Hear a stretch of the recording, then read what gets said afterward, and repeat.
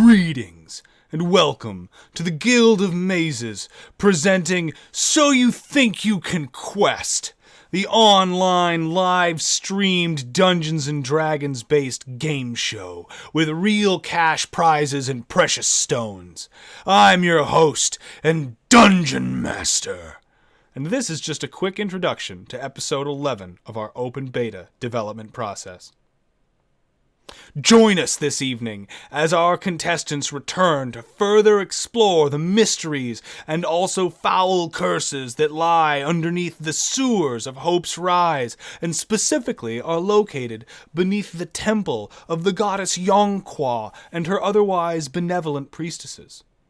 Discovering the first of what are to be hundreds, perhaps maybe even thousands, of complex glyphs indicating spell effects and also caster level that have been strewn throughout this world, our players stumble upon an interesting set of ritual devices, as well as a peculiarly trapped hallway, some rather unfortunate folks who are making a living in the sewer doing things that I will not spoil for the end of the session, but least to say it is summed up best by one of our companions' fitting adjectives: gross. Past that, who lives, who dies, and who will return to next session, you'll have to stay tuned to find out, as well as who wins the daily prize in the form of a precious stone. All this and more, but you'll have to stay tuned for this episode of So You Think You Can Quest.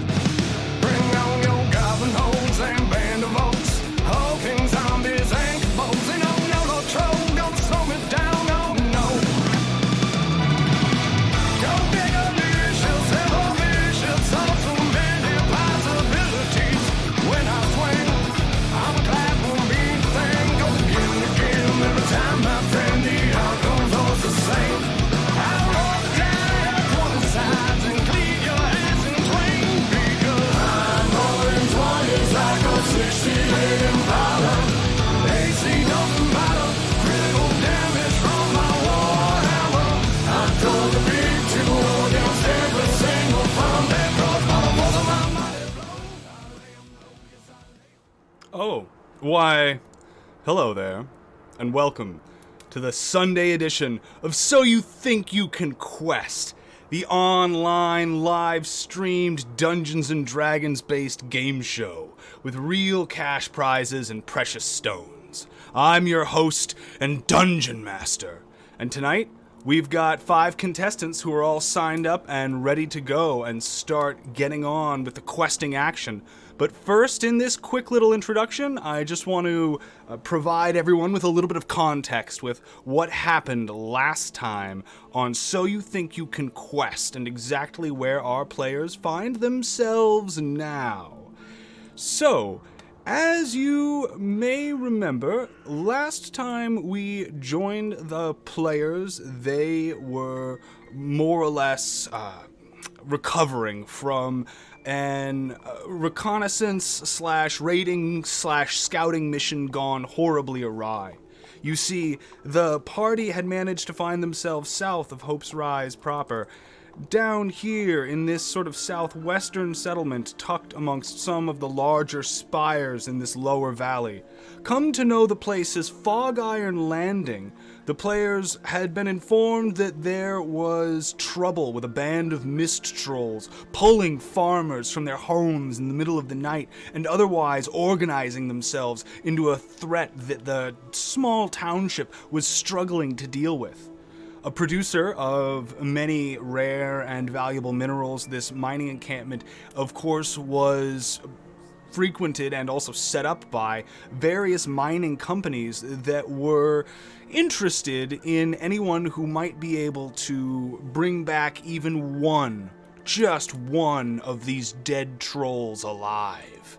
So instead of taking this as some sort of dire warning as to the likelihood of the failure of their mission, they pressed forward bravely, and into the woods they went after the advice of a raven had led them to believe that there was a camp somewhere north of the lake across from Fog Iron Landing. there being the ominous telltale signs of some disturbance in the waters, now linking that to the activities of the mist trolls and perhaps maybe their more fey-born leader. They steered widely around it and went into the forest scouting for what they hoped to be troll tracks and a location that they might be able to spy upon the beasts or come upon one that was by its lonesome. Having unfortunately rolled a natural 1 on their stealth check for their approach and not being able to spot their trail until it was too late, as they arrived to the perimeter of the camp and began to do what was their tactical duty of scouting, they were surprised and, trying to make the best of it, decided to make a stand for the moment and slay one of the beasts.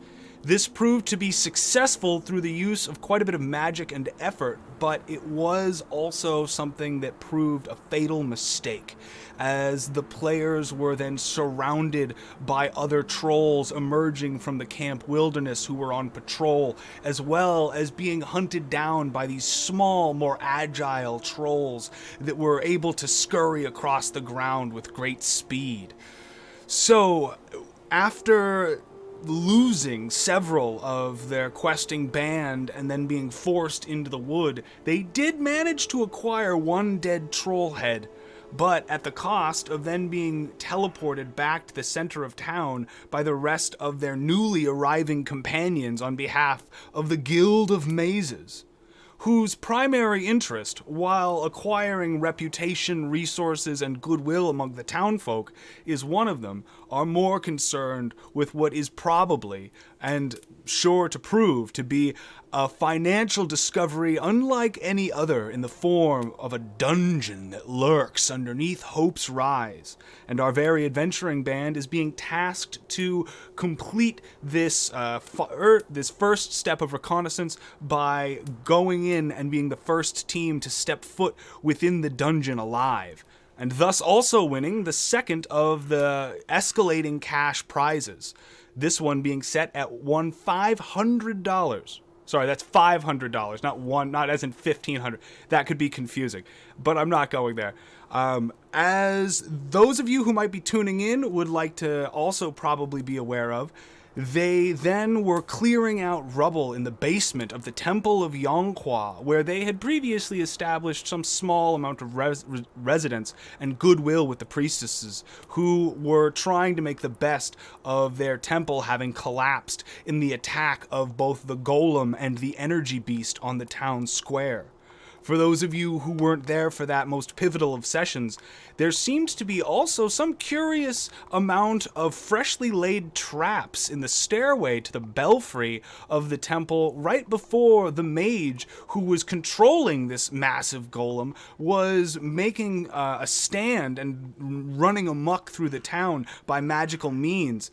So there seems to be more here than meets the eye, and this was further reinforced as, clearing out the rubble in the basement, they were able to find a newly formed hole into one of the sewer tunnels nearby, where after a little bit of exploration on behalf of the new druid, they were able to discover a nearby room in which there was a concealed altar with candles still burning and an effigy to the fetid goddess Slurgia and her corrupted followers. The idol was at this time abandoned, but nearby, adorning the dais that then fell away into a set of stairs so massive that Garen, even with dark vision, could not see the end, that they saw this blood seal that seemed to forebode or otherwise forbid anyone from entering that territory without the appropriate magical means to dispel it or pass without harm. What with a bracket and a torch freshly lit nearby, Garen wagering that whatever it was, or whoever it was that was responsible for this profane area was likely not far, and decided to rejoin her companions in the nearby basement structure. After beginning to talk a little bit about each other's histories and starting to question one another's stories as to what exactly had transpired down in Fog Iron Landing, the party reached a bit of a I'm not going to say tense standstill, but certainly a moment in which the guild's loyalties are being tested. Are they adventurers here for their own gain, or can they rely upon their new companions? Each one of these people is a stranger in a strange land as far as their survival chances are concerned. So, we rejoin our players now on their quest to both locate and enter this dungeon, in addition to the 5 side quests that they all currently have, as every single one of these characters that you see generated has a unique side quest that lives and dies with it. And so, should those characters not choose to fulfill them or pursue them at all, they will completely evaporate and never to be seen again, as new side quests are constantly introduced to the game. In this way, our contestants are never without a overflowing laundry list of mysteries to investigate, or beasts to slay, or objects to locate, or otherwise foreign locales to make unforeign and familiar. So, without further ado, I'm going to get to our questers and let them know that we are about to join them in the game world and to be prepared for what may come this session as they investigate what else might fall before... I'm losing my words now. What else is going on in the sewers beneath Hope's Rise? Find out tonight!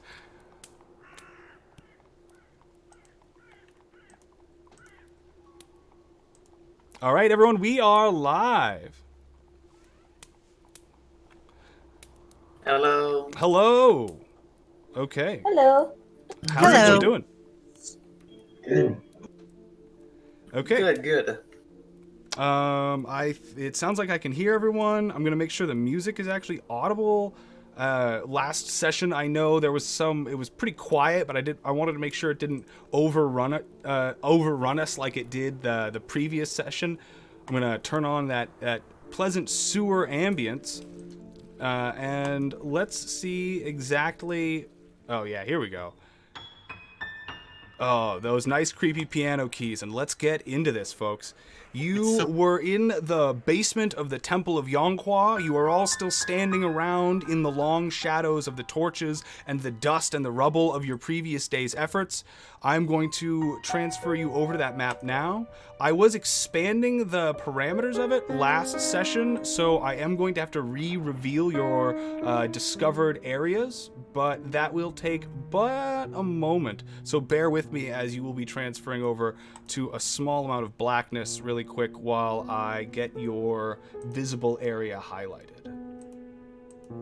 But other than that, feel free to pick up where you last left off with the previous session's conversation. Here we are.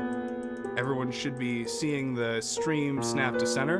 And Garen, I also got you a new token, so I'm dropping that down now. And if I am correct, Ben Sprout was the one that beat my deception check by 1. Yes.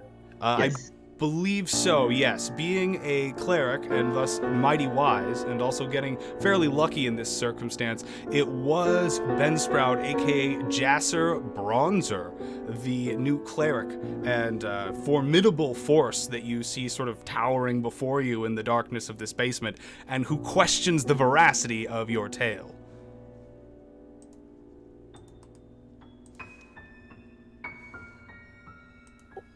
Like I said, that is my plan for this church. It's merely for profitable gain. Maybe get us power enough so that we can actually tackle this dungeon here. Pythes, you're a little quiet. Is there a way I can get you closer to your mic? You were louder earlier. How's this? Oh, perfect. Thank you very much. Erithol just said, that's my plan for the church. It's merely profitable gain and stuff like that. Power is what we need right now. And Jesse responds, yeah, meaning no ill will, just kind of wanted to get just kind of understand what the situation was fully. As a fellow guildmate, I definitely trust you.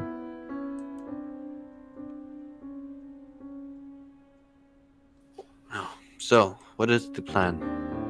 We have a dangerous statue, and I would like to discuss this with the priestess, but I see that you guys do not. Garen, you found a pickaxe, is that correct? No, I did. Therita did. I definitely want to go check out that altar. Do you think we can? Could I borrow that pickaxe? Maybe we should rest first. I'm still tired from the last fight with the trolls. I thought we did do a rest. Sorry. Did we? You have not accomplished a long rest. That was Okay. what you were setting up to do when everyone made two natural. Sorry, the stream drifted. When everyone made two natural 20s, clearing out the rubble of the room next door, and you all could not help yourselves from investigating. I was Yeah, planning on so- doing a ritual by the altar site. You're free to rest while I go do that. I mean, I'll go alright. with him just so he's not alone. Arithel Sure. nods and just says, "Well, Yeah, whatever you do, don't touch the statue." I'm not playing on it. Yeah, you guys get your rest. And Thank you. And I just sleep. I say we don't tell the priestess. I have a bad feeling about this. Yeah, I definitely think we should investigate a little further ourselves before we bring anyone else into it. Yes, because especially we don't really even know. I mean, we kind of know what it is, but we don't know who's involved or what all is going on. So I'd like to know a little bit more before we decide who to tell. So the three of us, do you want to go try to break this hole? I mean, There we Yes. go. I don't want to be. I mean, I just want to say maybe we shouldn't let the two that are tired alone. If we're attacked while you're doing that, we're toast. True. Don't you have your little rope trick that we can hide in just in case of I trouble? have one of them, but it's only 1 hour, and I want to sleep for longer than that. And Garen, do you just want to go with me and the rogue can stay, or do you want to come with us?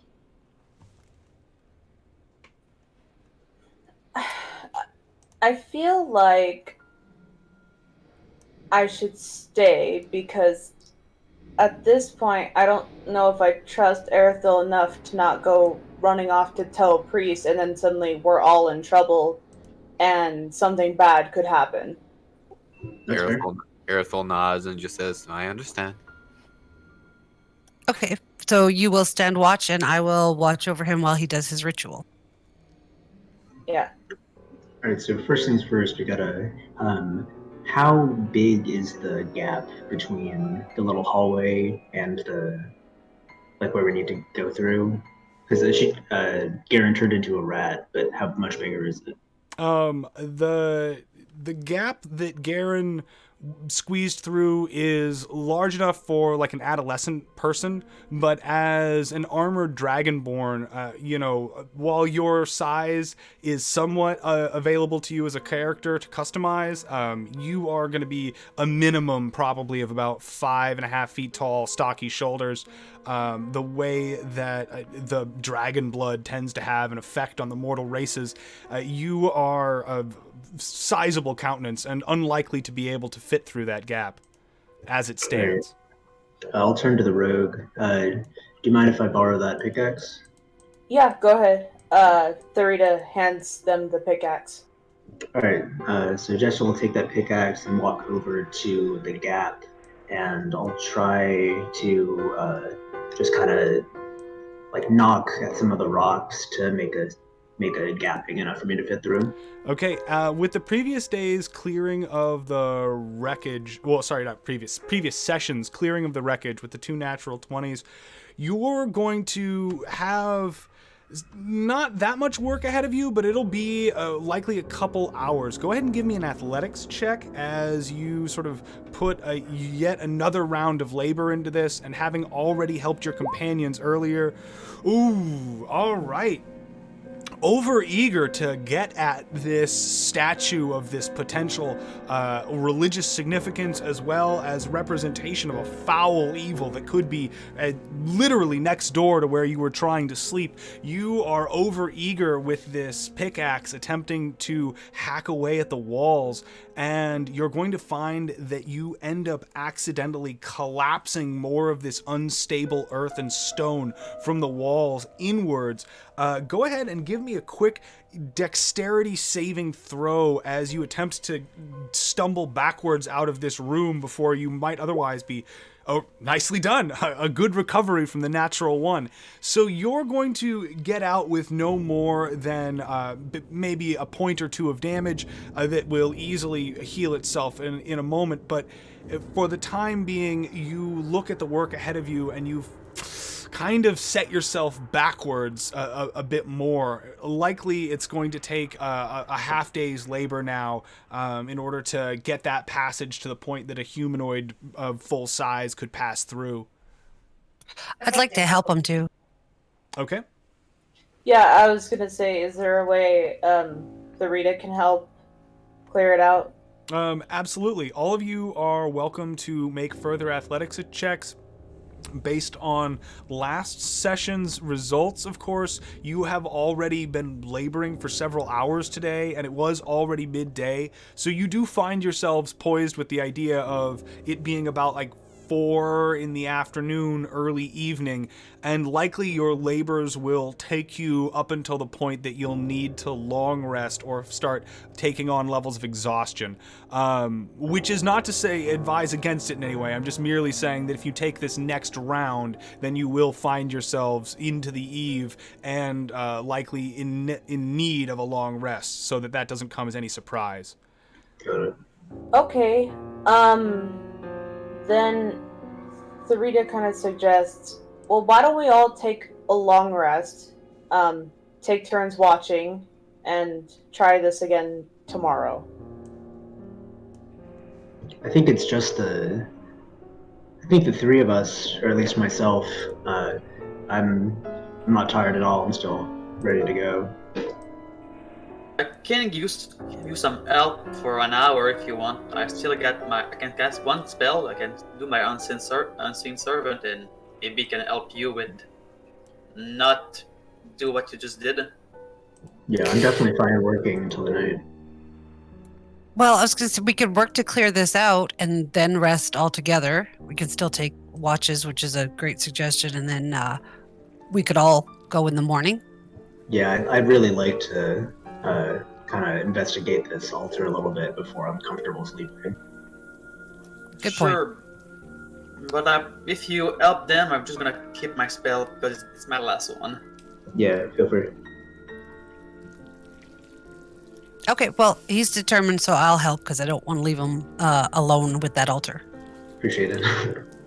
I'll go ahead and still help too. Okay. So everyone give me that next round of athletics. Jassier, you'll do this with disadvantage, given the fact that you have been basically now exerting yourself with such strain that you accidentally caused a cave-in. You're going to be a little bit more... Whoa. The Dragonborn comes through, and even with disadvantage is pulling a 19.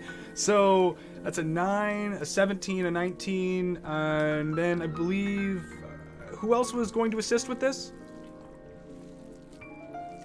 Nobody. I think he changed his mind. Okay, got it.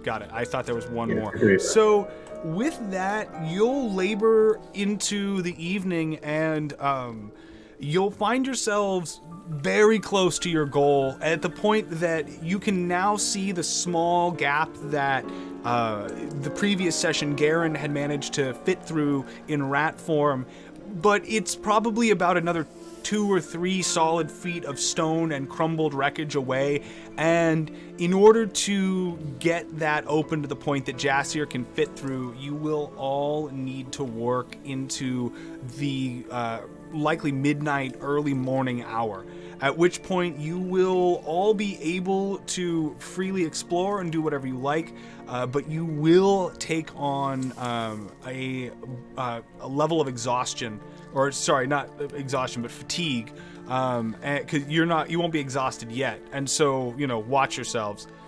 Is that the plan? We should keep it a bit close before we sleep. So we don't suffer from a uninvited guest. Yeah, if we open it all the way up and are basically exhausted, Yeah. then we're leaving ourselves well open. Yeah, if it's going to take us into the night, I think we should just go ahead and rest now and then do that first thing in the morning. I think we Way should ahead of still you. sell watches, though. What was that? I think we should still set watches, though. Yeah, that's fine. Okay. So I don't mind taking one of the first ones just because I know those two are really tired. So Yeah, me too. go ahead. If you want to take first watch, and then Jassier, Okay, you're on okay. second. With one more, that'll cover the evening. Is there anybody else who wants to volunteer for third? I'll do it. Okay, so then that means that it'll go in that order, and we will need an encounter roll as you bunker down for a long rest here in this basement, correct? I think that's Correct. the plan, yeah. Okay. Who wants to make this encounter roll?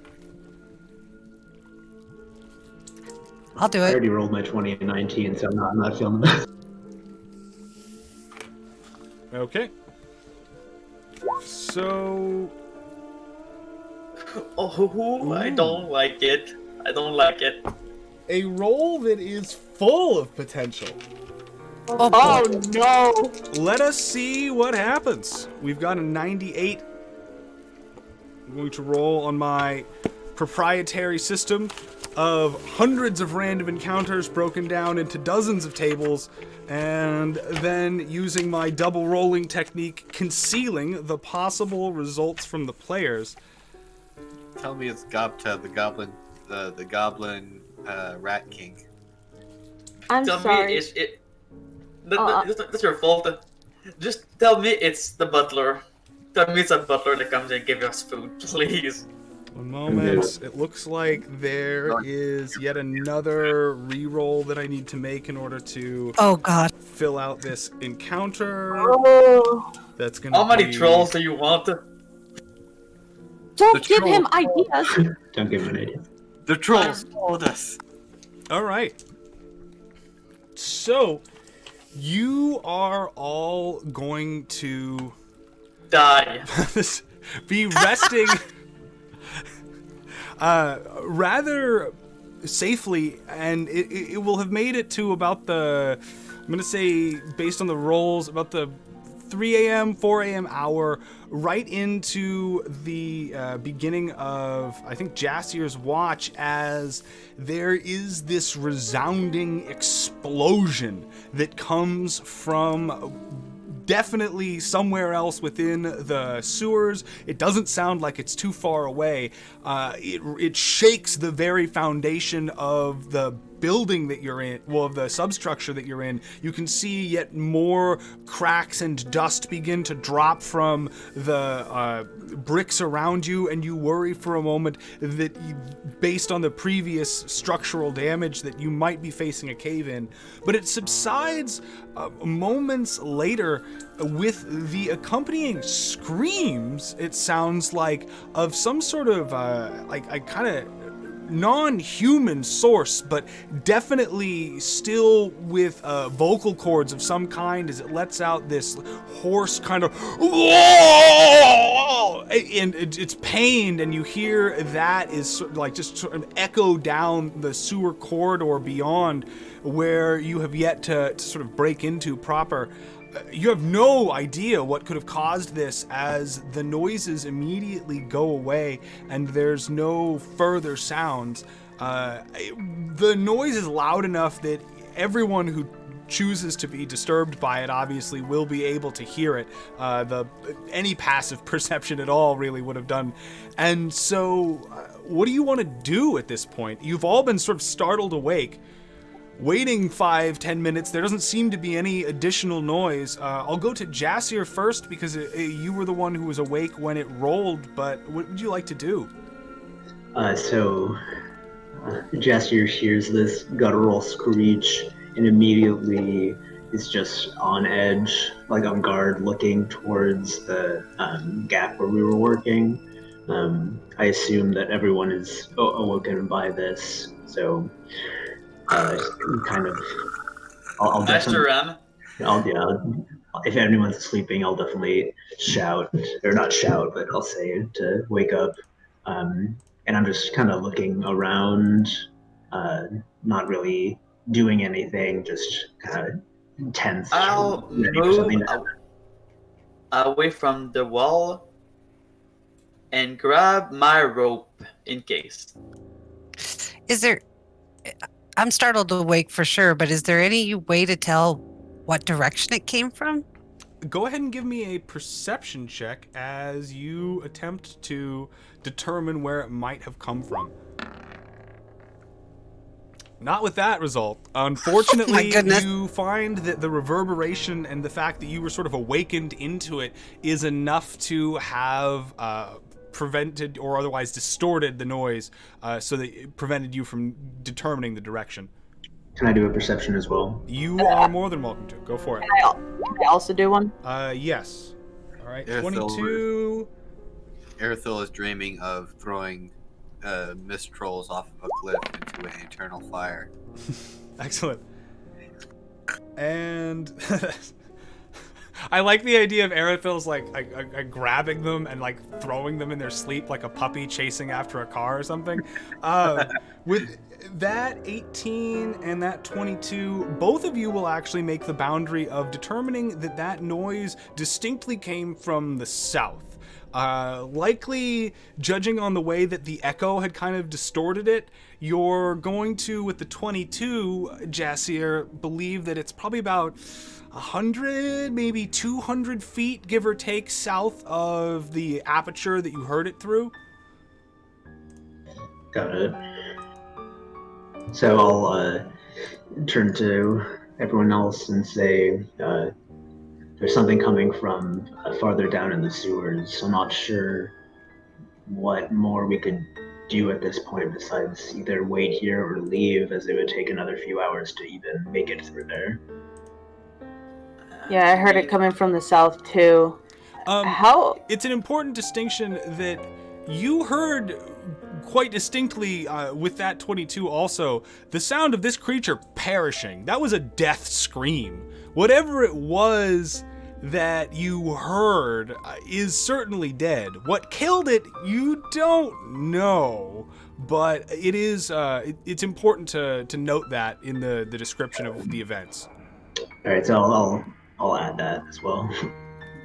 I did my rope trick for an hour. We can all fit. With that perception, would I have any idea of what caused that noise? That would be more of an... Give me a nature check. Can I aid him? Yes, you can roll your nature check and see if that will grant him advantage in his search through his memory and, help him play 20 questions. Ooh, that is going to be a natural 20. So that's definitely aiding. Go ahead and roll with advantage, Jassier, as you attempt to try and figure out what exactly this noise could have been. So should I just roll one more? Yeah, roll again, and you'll take that result. All right, Better. 14. Thanks to the natural 20, I am going to modify that just a little bit, as I hate to see a good 20 go unrewarded. So that is going to be enough to determine that whatever made that noise, likely it was so bestial that you don't think it was something of like that would have a common language or even giant kind of thing. Likely it was some sort of actual just like creature. And then on top of that, given the way that the noises were able to just travel such a distance and be so clear. You've got an indication of size from this thing. So whatever it was, you imagine it's probably like large size or maybe even one category bigger than that. And what happened, I mean, it sounded like there was like these noises of like great catastrophe in both like explosion and shaking, and there were kind of like screeches and all kinds of just like cacophonous noises piled on each other before the creature let out its death cry. You are first kind of compelled with that nature check to believe that it probably got crushed in some sort of cave-in, perhaps, but that's the best theory that immediately emerges. All right, so We with heard that an knowledge- explosion, right? Sorry. Yes, there was Yeah. definitely, as part of that big din, like what really woke you all up was the explosion part of it, and also the like subsequent shaking of the room that you're in. I have a quick question. I forgot how to pronounce the druid's name. Did they tell us about the like blood symbol thing? Yes, Garen had mentioned everything that they had seen upon their return, I believe without any exceptions. Okay. The Rita kind of is like, did something run into that seal? Maybe that's what caused the explosion. I think it was a little further. I would guess it was 100, 150 feet south of that. Do we rope up or no? I'm still having my rope. That's not a bad idea, honestly. Erithil is still passed out up against the wall, just. I love Oh. that you're there just like with the rope in hand, just like, huh? Well, don't. Huh? Wake up. I'm gonna. Oh, Armin, you're back. Anyone? I was gonna say that and see if he wake up. No.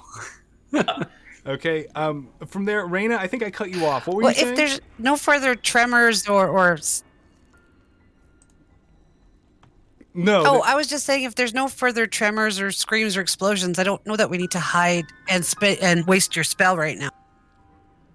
I mean, I'm gonna get it back in 6 hours, so don't really mind. Yeah, I mean, there's not really much we can do. I think it's either wait or leave, and it being night, I'm definitely wanting to stay here. Yeah. Well, and that's only an hour. If you need more sleep, then we'll just keep watch. And if we could hear it from that far, if anything is going to try to come through that way, we'll definitely hear it before it does. So we'll have some notice. Erithil, in her stupor of asleep, just whispers out loud, "Good choice." And in her dream, she's just imagining a troll jumping off on their own.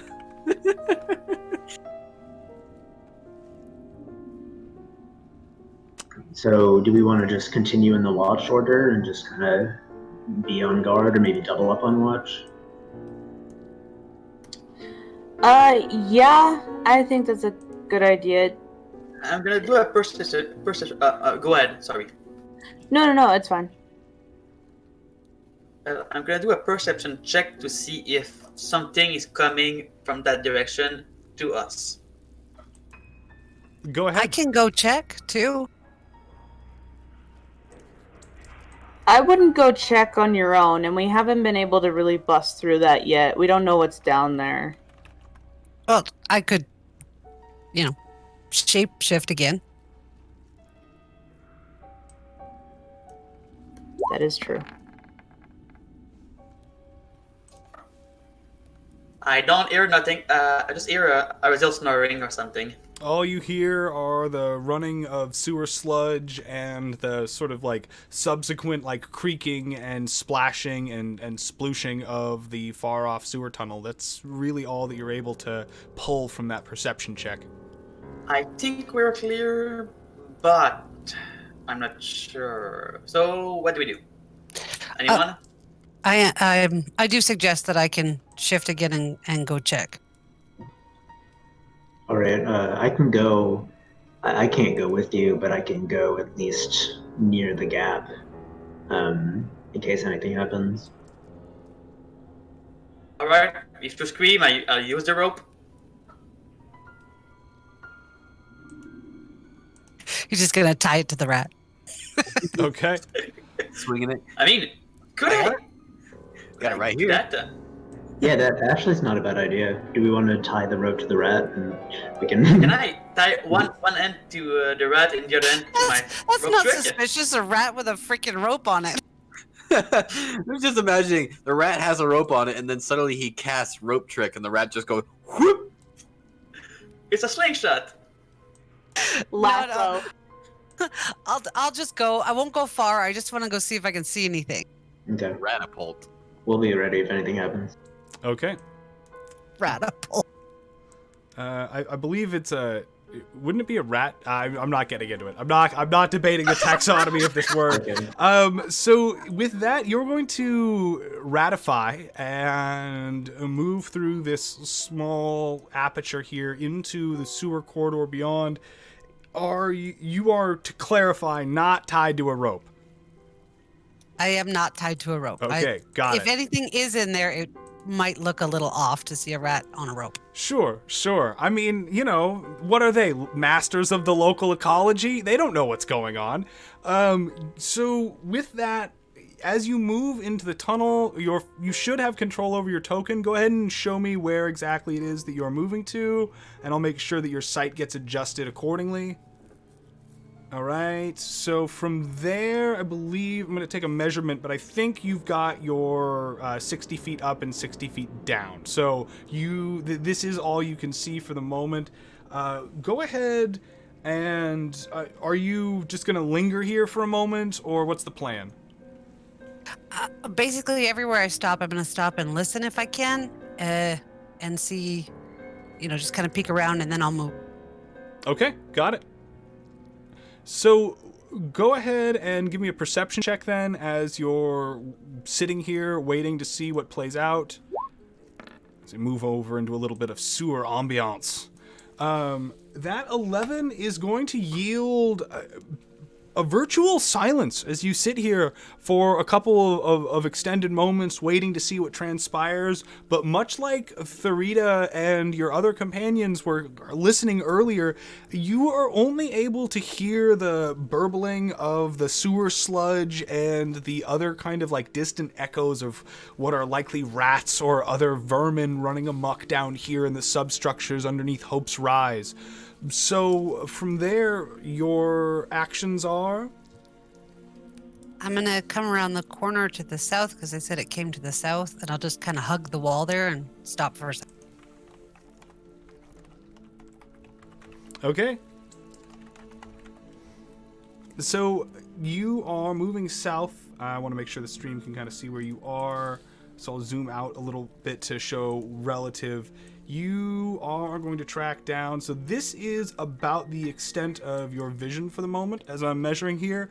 So as you get further to this area, you are still going to be able to see there are some dying embers likely of either the candles or the torch bracket from earlier. There's a soft glow kind of illuminating this area right here that allows you to get vision down to that sort of 100-foot mark. But past that, you don't see anything has substantially changed or any signs of activity here in this already debris-strewn, foul-smelling hallway.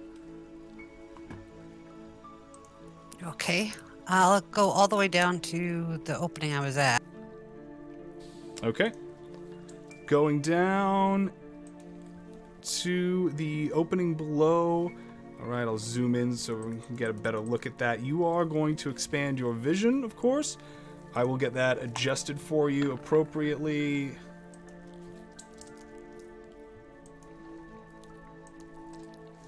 As you get near to the altar, you are going to see that your companion Therita's perhaps idea that something had disturbed the blood seal does not prove to be true, as it is still in place. The torch in the bracket on the wall seems to have burned low now, the fresh pitch and tar only enough to sustain it for so many hours, as it's more or less just sort of these embers resting on the end of this fairly, stout, like 3-foot length of cured wood. The candles by the altar have spilled more wax all over the place as it runs over the steps of it, but you don't see that the flames have extinguished. Judging by the way that they still kind of burn, part of you believes that there might be something magical at work here. There just seems to be no way that the wick could be so low and then it wouldn't have drowned itself by now. Okay, and there's nothing in the southern hallway, just other than the regular debris? And continuing, darkness as you get to the edge of your, vision for the moment. There doesn't seem to be any further signs of disturbance or anything that has occurred. Okay, I'm going to go a little further, but not much farther than that. Okay, go ahead, slide yourself.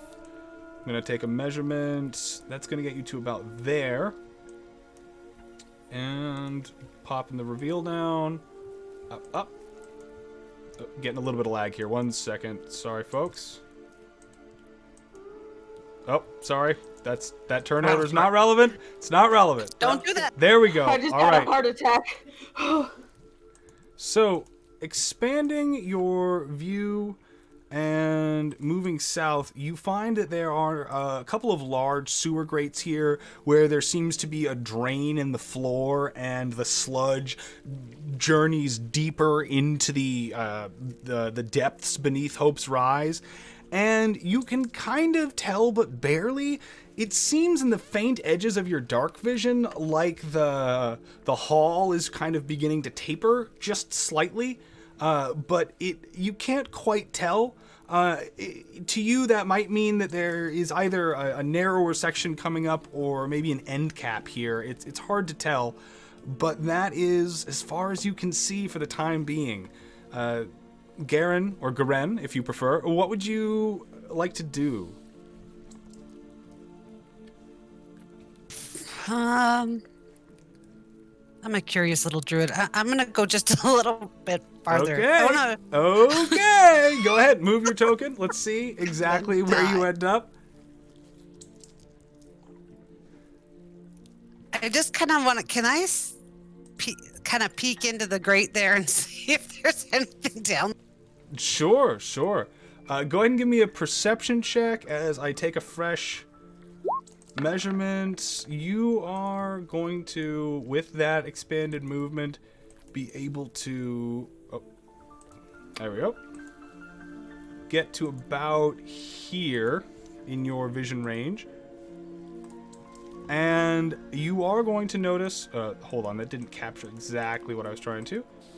That there seems to be, right here towards the left, or your right, as it were, in the darkness, as this area begins to form kind of an end cap, and the sort of trough or channel in the middle of this hallway runs into a section where it gets sucked down further into the sewers below.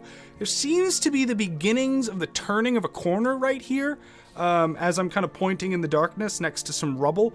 The corner doesn't look freshly made by the debris or the explosion or anything like that. It looks as if it's set in the masonry, but it seems to be turning into a hallway here. And judging on, or judging by your companion's description of likely the trajectory and also the distance of the noise, that hallway seems to fit the bill almost perfectly at a couple 100 feet away, coming from the south, sort of southwest of your position. It would explain sort of the distant echoing nature of everything, and it fits the description.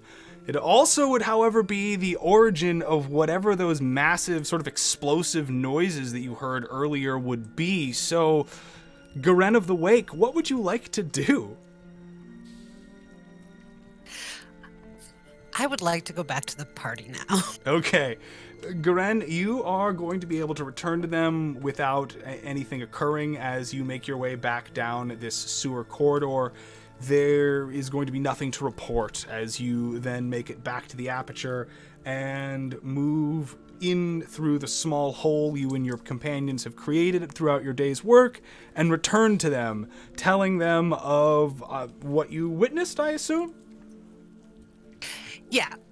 And let them know that that hallway is probably where they heard it come from. I didn't want to go in there just in case there was more than one creature. If it made that kind of noise when it died, maybe there was more, but I didn't want to check it out alone. Good thing you did.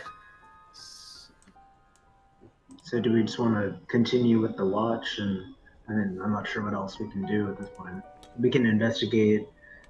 Hopefully, the night past that incident, and we can investigate tomorrow morning. Yeah, I just kind of wanted to go and make sure there wasn't anything immediately sneaking up on us, but now it's for sure. behind that rubble and this rubble, so I think we'll be okay as long as we're setting watches. Yeah, I think that's the best plan I can think of. You Alright. suffer for all 4 of my friends you killed. God damn, should I eat this sleeper?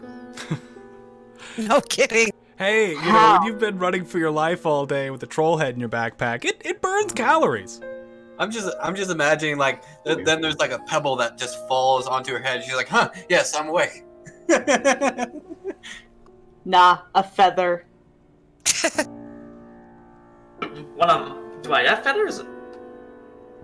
In your Oh, God. component pouch, certainly you would likely Well, I have mean, those actually, as sort because of I have spare. I have a beak and a claw now. I don't think I have feathers. Oh yeah, you would be able. You have small kind of feathers where your human skin, sorry, not human. You're an I believe a half elf, but where your Yes, I skin am. meets the transmogrifying enchantment of those gremlins who had turned you into part griffin. It appears to be maybe eagle. Yes. It's difficult to tell, really. So there are small feathers. And I spent 2 years making them grow. Now it's just feathers. So, with that explored, is the party going to complete their long rest? Yes. Yes. Yeah. I'm gonna keep my rope close to me. Okay, And got it.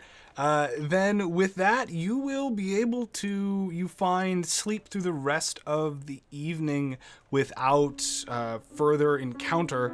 I might be speaking too soon, as I do want to ask, is there any way or anything that you're doing to modify your current sleeping situation or your methodology, your procedure for the moment, or are you all going to just continue bedding down and let Tharita finish up the third watch as she had volunteered to do?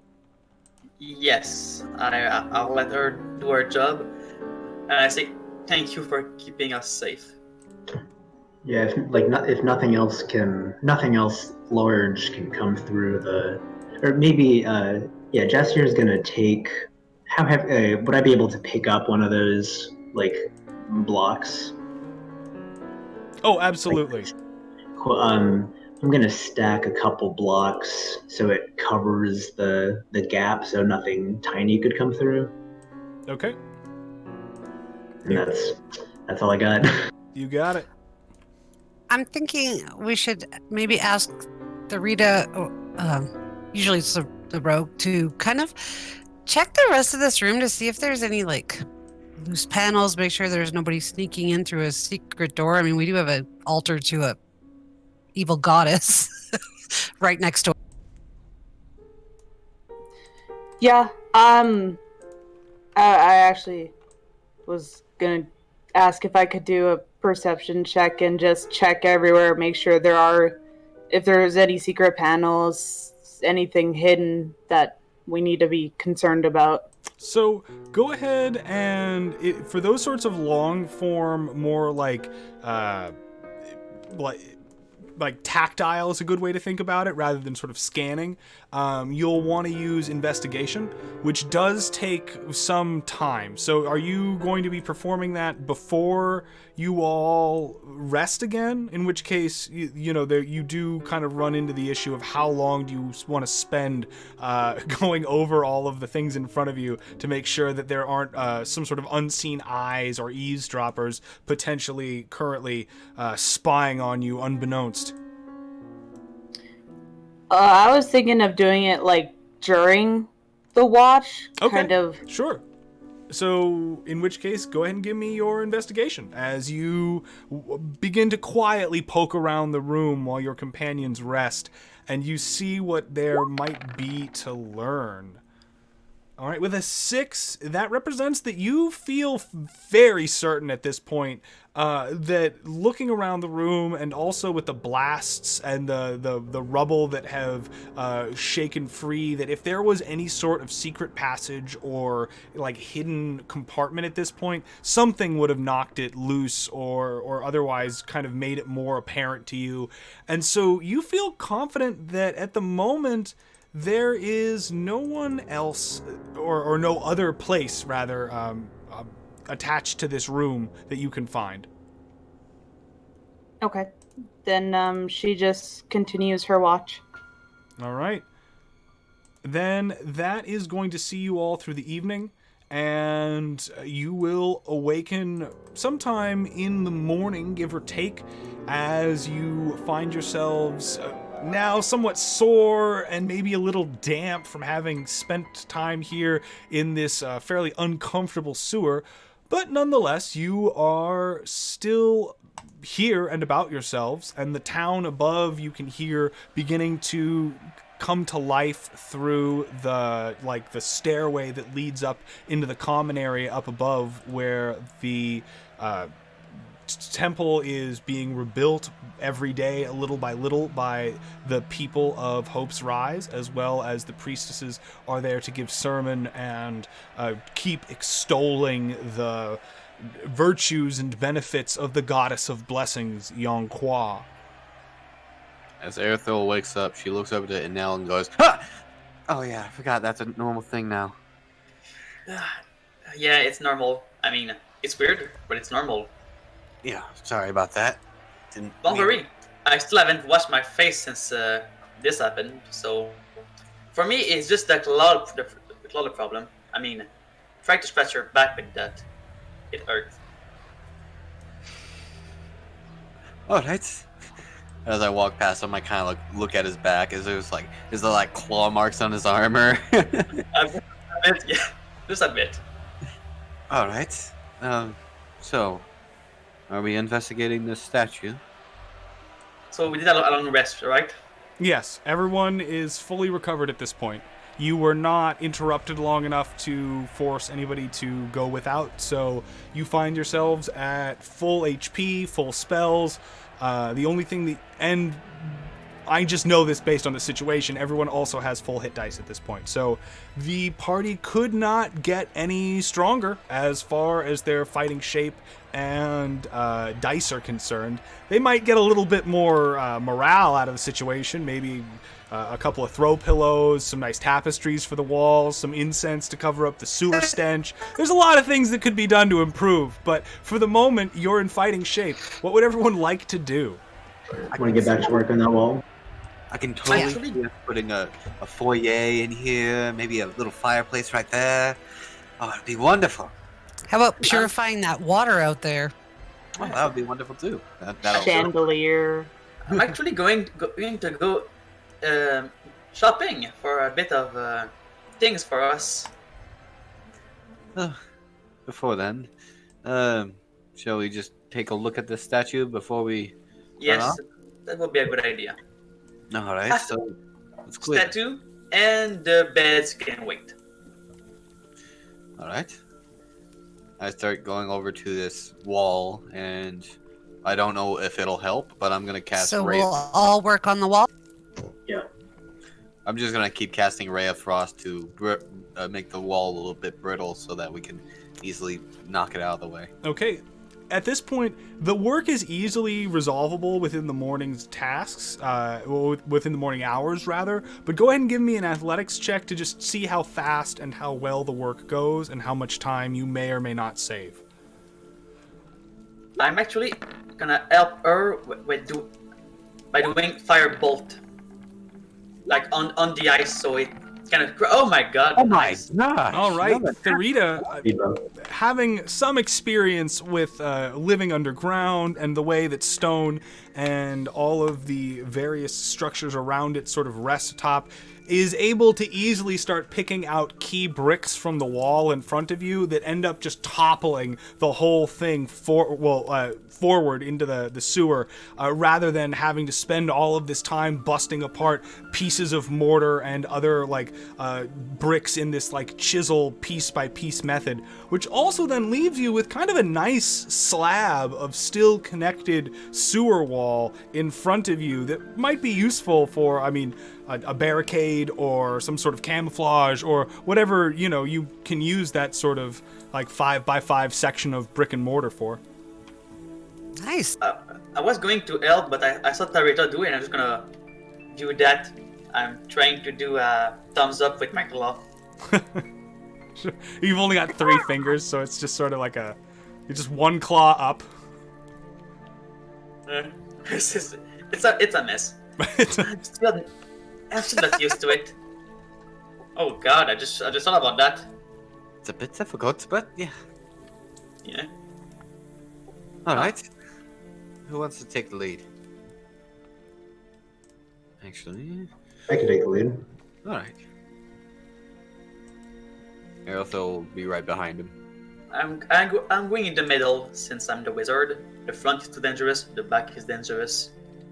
Playing in the middle. Therita will go ahead and go last, just so more of the magic users are in the middle. Okay. Go ahead Shouldn't and we have line Therita yourselves up front up to check. in the hallway, however you like. Sorry, Raina, what were you saying? Oh, I was just asking the party, shouldn't we have Therita in the front to see if there's traps and stuff down there? This is again, it looks like it's being used for nefarious purposes, so. Yeah, I think that's smart. Yeah, Yeah, that's that's smart. fair. Yeah. So Okay. So we're only tanky person doesn't die from a mousetrap. Yes. But Well, the rat might have been too light to set off traps. That's true. That's very true. also, Firescribe, if possible, I would like to investigate this wall to possibly see if I can see into this caved-in room. Okay. Go ahead and give me a perception check. It'd be more of an investigate, actually, as you try and go over that area. 8. With an 8, you are going to feel fairly certain, based on the distance kind of on display here, that you have several feet of rock and stone to go through before you can peer into that room. So likely it did not collapse in the same way that this section of tunnel did. All right, then I shall continue onward. Okay.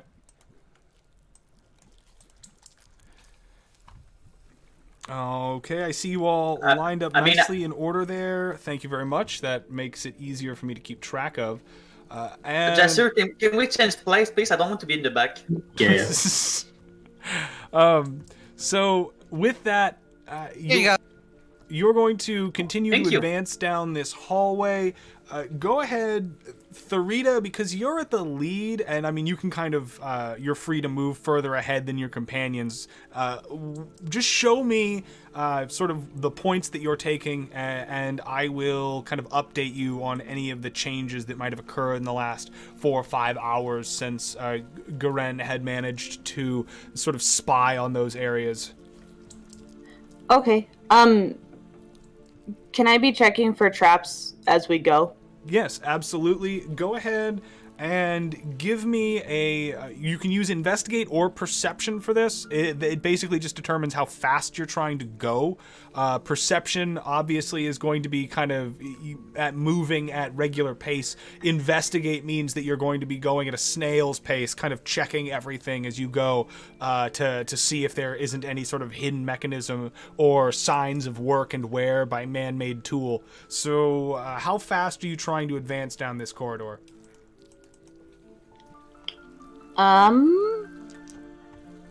What do you guys think? Let's go slow. It's just like 10 minutes away, so let's take 15 and make sure we don't die. Yeah, Yeah, since this is an unfamiliar kind of place to, well, most of us, other than maybe, why do I keep forgetting her name? I'm gonna be doing investigation. Garen. Thank you. Go ahead and give me that investigation roll then, Tharita, as you begin to advance down this rather unfortunate, both appearing and smelling sewer corridor. With that 7, as you go, you are not going to find any traps. Go ahead and I'm going to slide the player group down to here where we find ourselves now on the cusp of that doorway.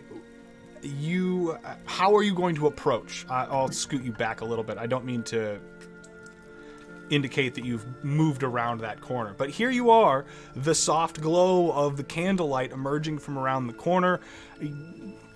Are you gonna look? Are you gonna just try and sneak by? What's the plan here, party?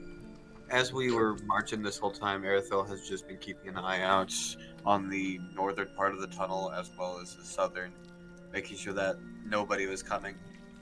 Okay, Erithil, go ahead and give me a perception check then to kind of modify whatever your passive perception might be. Okay, 10, noted. And then from there,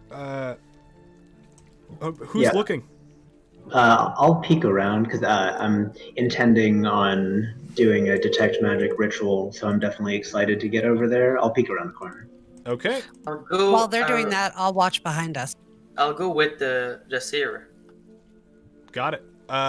Peeking around the corner, Jasir, without entering, you're going to not really expand the vision on the map there at all, but you are going to see that it looks like it's still abandoned. The torch has now burned itself out. The candles by the altar are still flickering, but other than that, it seems like this room is without any signs of life or visitation. All right, I'll enter. Wait, before you do that, I won't enter. let me do an investigation check just in case there's a trap, around the entrance. Go ahead. All right. Go ahead and give me an investigation check, Tharita, as you attempt to perhaps save your companion some amount of trouble here. She's like, wait.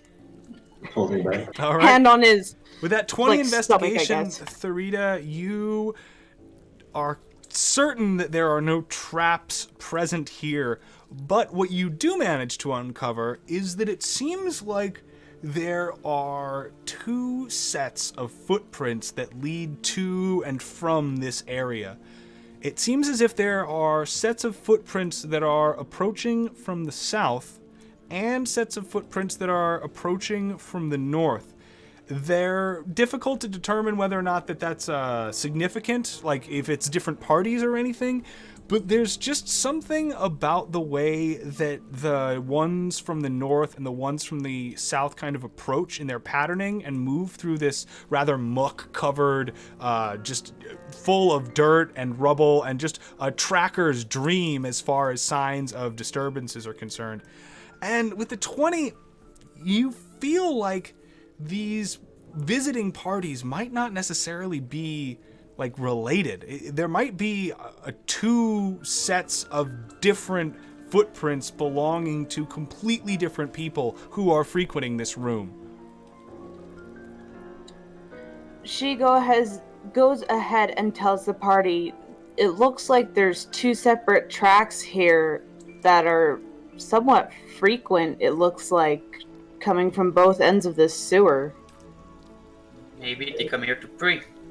Since Yeah, it's an altar. I'm sure whoever set up this blood sigil has a way of getting through, so I'd imagine that they're visiting quite often.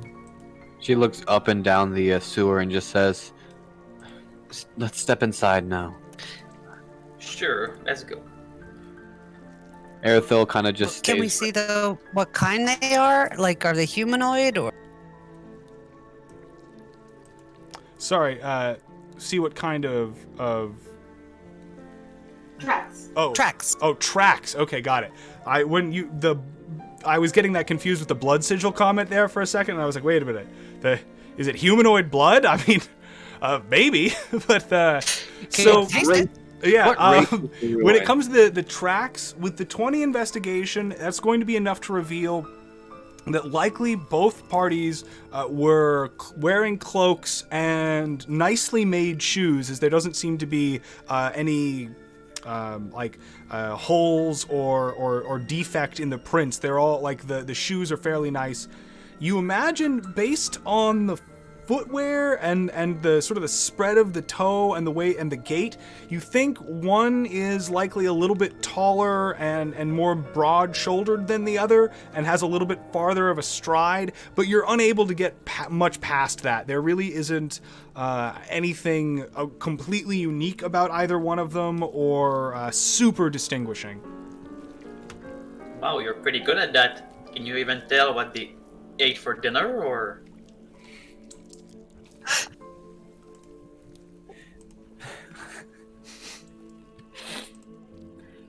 Let's just go to the blood circle, okay? Erithil just looks to the others and just says, "I'll wait here in the doorway and keep an eye out." All right, so I'll walk Green in. before running, and I go. I'll walk in about like here, and I'll set up. I'm gonna do a detect magic ritual. Okay. I'm actually gonna do an Arcana check to see to close the sigil, but not touching it at all. Okay. Go ahead and give me the Arcana check, that detect magic. I'm going to reveal this room real fast so that everyone can get a better idea of what you're looking at here. And we're going to get into some interesting stuff as this An is going to Arcana be... well, there's a few things here that are going on. Go ahead and give me that Arcana check, please. All right, 19. Awesome. So that Arcana check is going to complete before our detect magic ritual is going to go off, because that's a 10-minute process. So while you're busy sort of invoking the power of your goddess and letting your connection to the higher planes of existence begin to sort of open up and flow into your body, and your third eye starts to sort of piece together the universal substrate of symbols and energies that coalesce into the material plane, Jassier, your companion is going to take a little bit more of an immediate kind of academic approach to things and start looking around. This is going to yield what I'm excited to show you is going to be the party's first complex glyph. Having never seen anything and nothing like this being cataloged in the wiki, you Inel are going to look at the glyph of power at the center of this blood sigil and not necessarily... Hold on, let me expand. Oh, that went on to the objects layer, that's why. And not necessarily know exactly what this is.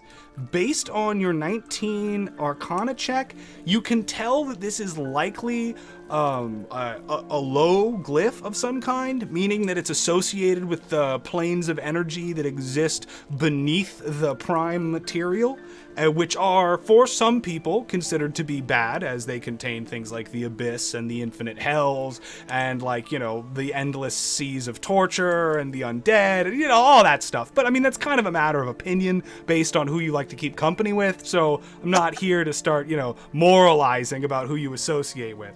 However, that is going to be key to the party both understanding what potential sort of powers might lie here in this glyph, and also what other future glyphs might be related to it symbolically, and how they might start being able to piece together and read these sort of mystic leavings that the adventuring band is only going to find more and more and more of as this entire game progresses, until there will be literally hundreds of unique symbols that you'll all have to be able to sort of parse together to try and figure out what the both kind of like puzzles and properties and various things in front of you might contain. So for the moment, you have the idea that this is likely associated with low glyphs, and based on that 19, that is going to be enough that you think that one of the glyphs present is the malice glyph, also known as the evil eye, used to focus intent or otherwise draw attention to a given individual from the planes of lower energy and bring upon them curses or just, ill tidings and fates that might be worse than death. It is the other one that you see present that you're not entirely sure about, as it's unfamiliar to you and likely more obscure in the glyphs of power that are more commonly known. With the 19, though, you can see that there are 1, 2, 3 glyphs of center, aka sort of the binding circles of energy that are used and associated with higher and higher levels of glyph work and spell casting, which means that whatever it is or whoever it is that wrought this blood sigil is likely capable of fusing together magics of at least probably 4th level or higher in spell slot, due to the fact that you need at least one of those spell levels for each one of these, and then for there to be rune work on top of that means that it had to have at least access to 4th level spells. Judging on the complexity of it, and I'll stop talking here, but you're betting that whoever wrought this blood work is probably a caster of even higher than 4th level magics. You're looking at somebody who is incredibly experienced in the lores and teachings, and also low glyphs associated with the Dark Planes. I'm going to make that glyph available as a handout, so of course everyone will be able to refer back to it in the future, but for the time being, I'm going to clear it from the stream. Thank you all very much. Alrighty. Aerithil is also going to stealth, and if should I roll another perception check while I'm stealthing? Absolutely. And one moment, I'll get that handout ready, and then of course this is going to, all right, with that 16 perception, Aerithil, you're going to feel comfortable for the time being that no one is approaching from either direction. Aerithil just sits there, looking at everybody, looking just down the sewer, just waiting. Guys, I found it. But while Jasser is still meditating and doing his clerical stuff, I am in my book and say, guys, I found it. I know what it is. Okay, so that sigil you're going to find, of course, is resting in the center of this this glyph is resting in the center of that sigil. Then, moving on to Jassier, as you finish your detect magic ritual, and you are going to start to be able to sort of see the veritable, seething energies that emerge from tangible everyday objects that we mistakenly call mundane. And you will see that there is a font of dark energy emerging from the, effigy in front of you, and it seems to be almost indistinguishable from and almost kind of wrapped up in the same aura as this blood sigil, as if likely these two things are either connected or under the power of similar enchantments, maybe even the same. It's hard to tell, as detect magic doesn't do too much to kind of reveal that sort of intricate spell work. But you are going to, with that, though, feel comfortable that those two things, in addition to sort of these candles, this whole altar area, are going to be the only things producing magical auras within this vicinity. This up here, for the record, is just a very crude candelabra that is dripping with what are now extinguished candles and their wax. This is a small chest that seems to be open, that no one's investigated the contents of, and of course these are otherwise sort of like containers of liquid and various crates of cargo and supplies that are stashed here. Now, 10 minutes has gone by, you find yourselves with a bevy of new information at your disposal. What exactly would the party like to do? After my... Oh, Go for sorry. it. Okay, one at a time. Damn. All right, who first? Can I go first? Yeah, go for it. You're ahead. obviously the most assertive, so please. So, can the Rita go and check the chest there? Yep. Okay. Are you approaching it with any sort of roll or any kind, or are you just interested to see what's inside? Is it wrapped? I was interested to see what was inside, if anything. Okay. Looking inside of that chest, you see that there is a blood-soaked dagger wrapped in some kind of cloth. And other than that, all that you see is an outline that is almost like in the perfect shape of where a book should be, and then also that there is blood crusted to that sort of that negative space. Likely, obviously, a tome had been here, if not recently, then at some point, and whatever it was that had kind of wetted it with blood had then dried, and it had been subsequently removed. So those are the contents of that. The chest itself seems overly large for these things, but also, like, the state of it is very poor. It's very old. The wood is, like, half rotted through in a lot of places. Judging by the look of things, likely this chest was more of a use of convenience than it was, like, purpose-made to house these items. Okay. Could I get, maybe Yaskir? Is that how you pronounce it? I've been saying Jassir. Obviously, everyone's welcome to put their own flavor on their name. I asked him maybe if there's any significance to the dagger, like maybe there's like hidden runes in it that maybe I can't see or something. Going to hearing what he's saying, I'm going to go ahead and do a religions check and try to pinpoint the teaching of Slurgia with blood magic and everything. Okay. I see where you're going. While that's going on, you're handing over the dagger to Jassir.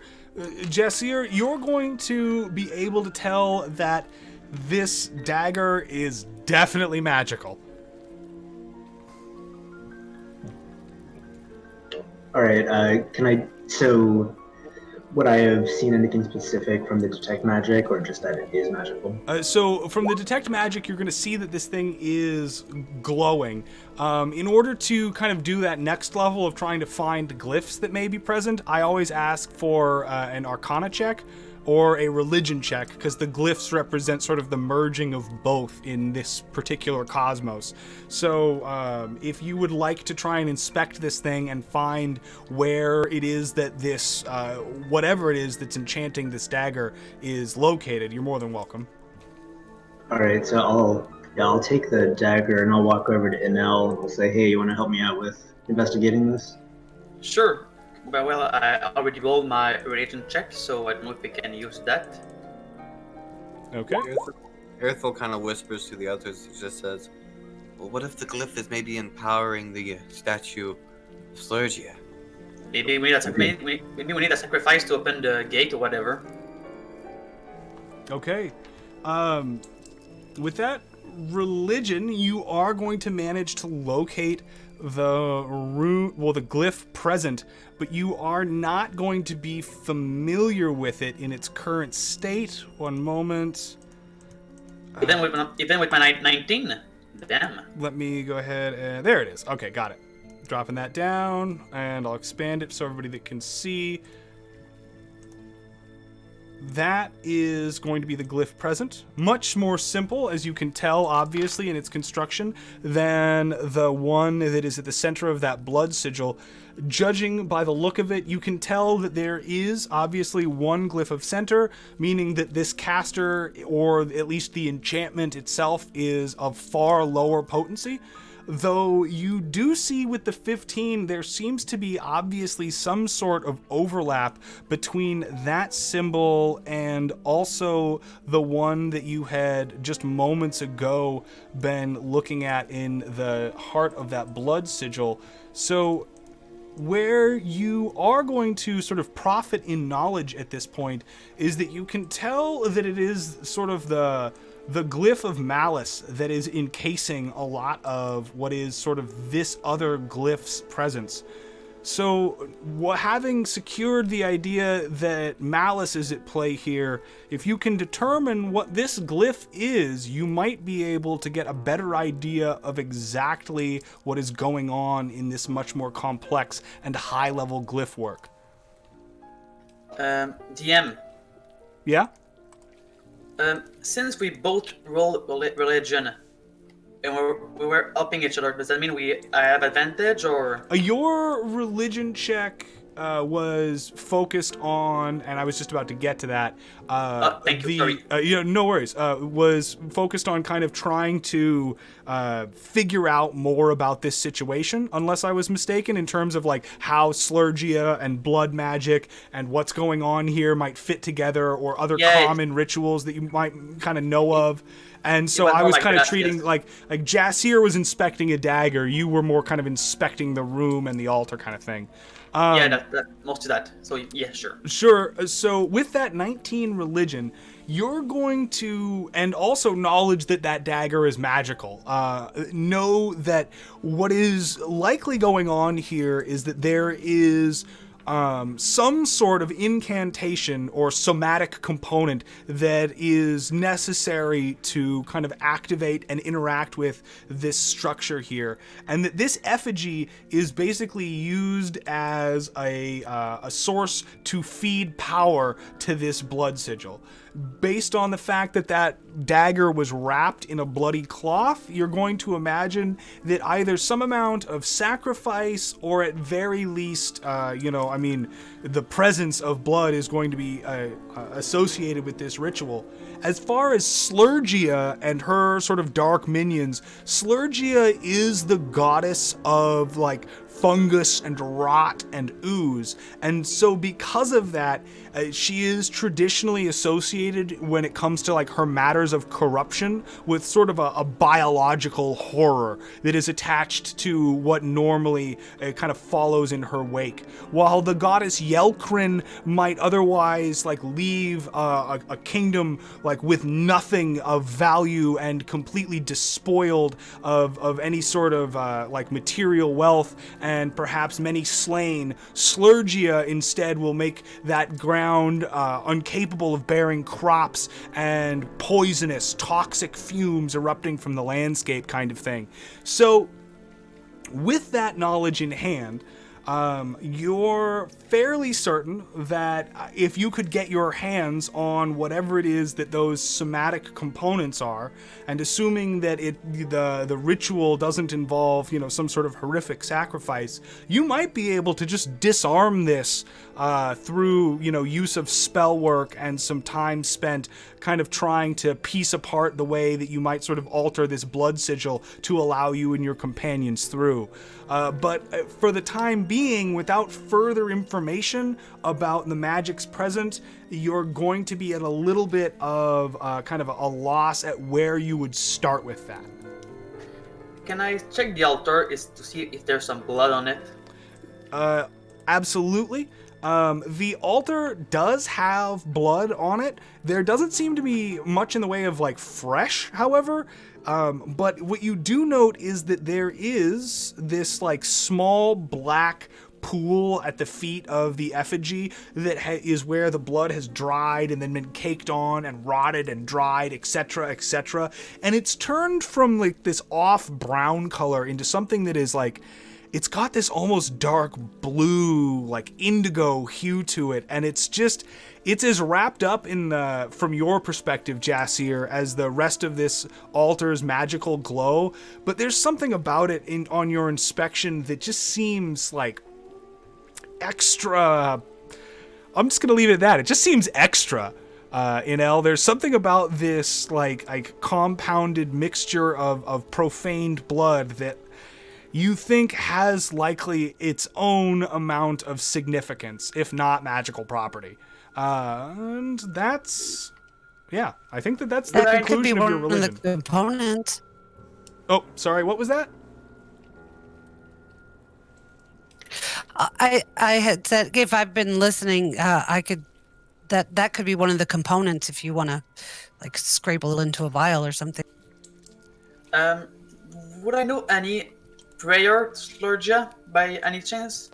So you would not offhand know any prayers to the goddess Slurgia, as her worship is so reviled and punishable by law in most countries and civilizations that knowing prayers to Slurgia is sort of like tantamount to knowing like illegal dark magic.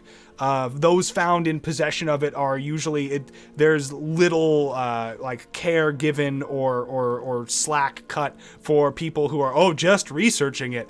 It's pretty much like a mark for death, and with that and also its rarity, you would be oblivious as to where to start, or not where to start, but what they would be. I may have an idea what to do. Is in this city, is there like a law-keeping force, or is it this this religion, this church that we are in? So in Hope's Rise, it's kind of this very particular mess of lawlessness and sort of self-appointed rulers, as the town was originally a farming settlement that had no otherwise intentions of becoming a larger city. It was over thousands and thousands and thousands of years that it developed into now what is kind of this historical site that is both famous and well traveled to. As it developed into a larger city, people, both nobles and merchants, began to take power, and while they do meet and have council in order to sort of decide like coordinated efforts, technically, there isn't really a governing kingdom that oversees this or a larger body capable of enforcing those laws in any way. So as soon as you step outside of the city streets into the wilderness, it's not really like there's some sort of like hard set code of laws that will be governing you. To then add to that, though, there is a community-funded and supported and supplied militia/town guard, due to the fact that the wilderness around Hope's Rise is so dangerous and so full of both mystery and peril. There's always people dying and always a hunger for more recruits and more able-bodied soldiers, which is one of the reasons Hope's Rise has proven to be very employable of deserting soldiers or those who have grown tired of the wars that kind of are boiling over in the middle of the continent of Nemethera and would instead journey north. So there is a garrison, and they do keep law, and they do have soldiers and all of those things, but as far as there being like quote-unquote an official source, I'm not going to have a debate about law being fiction, but that is up to you to sort of decide how much law you feel like that is or isn't. All right, but is the garrison funded by the church? The garrison, you do not know, actually. That's not something you're privy to as far as like local politics. All right, because I may have an idea, guys. We're gonna call the cops. Curious question. Right? Yeah, what's up? Looking at the statue as well as the glyph, is this little room right underneath where the statue of Yonqua that got basically possessed by Slurgia was? Like, is it like Is it vertically- directly underneath? Yeah. So it is not quite. It is probably about like maybe 50, 75 feet off. I mean, it's not a 1-for-1. Okay, no problem. Can I check the containers around while they're doing this? Yeah, absolutely. You are more than welcome to. Is there anything that you'd like to do specifically in your checking of these containers, or are you just kind of seeing what's in them? Well, I kind of want to see if there's any notes left behind, any indication of who might have been here, that kind of thing. Okay, so beginning to look through all of these various boxes and crates, what you're going to find is a little disconcerting in that some of it seems to be to the north here rather explainable and kind of sensible in that it seems to be there are candles in here, there are unlit torches, there's the supplies for what seems to be like most common religious rituals being, you know, kind of incense, there's some powdered minerals, there's various salts and things of that nature, but none of it strikes you as particularly odd, like looking at it. It's all things that you're like familiar with as everyday common items. Then down here is where things get a little bit weirder. This crate to start with is you find empty and packed with straw lining. What was once inside these larger crates, you are unsure, but I mean, these proportions are real, as this thing is about a little over 10, maybe 12 feet long, and almost about like 7 feet wide.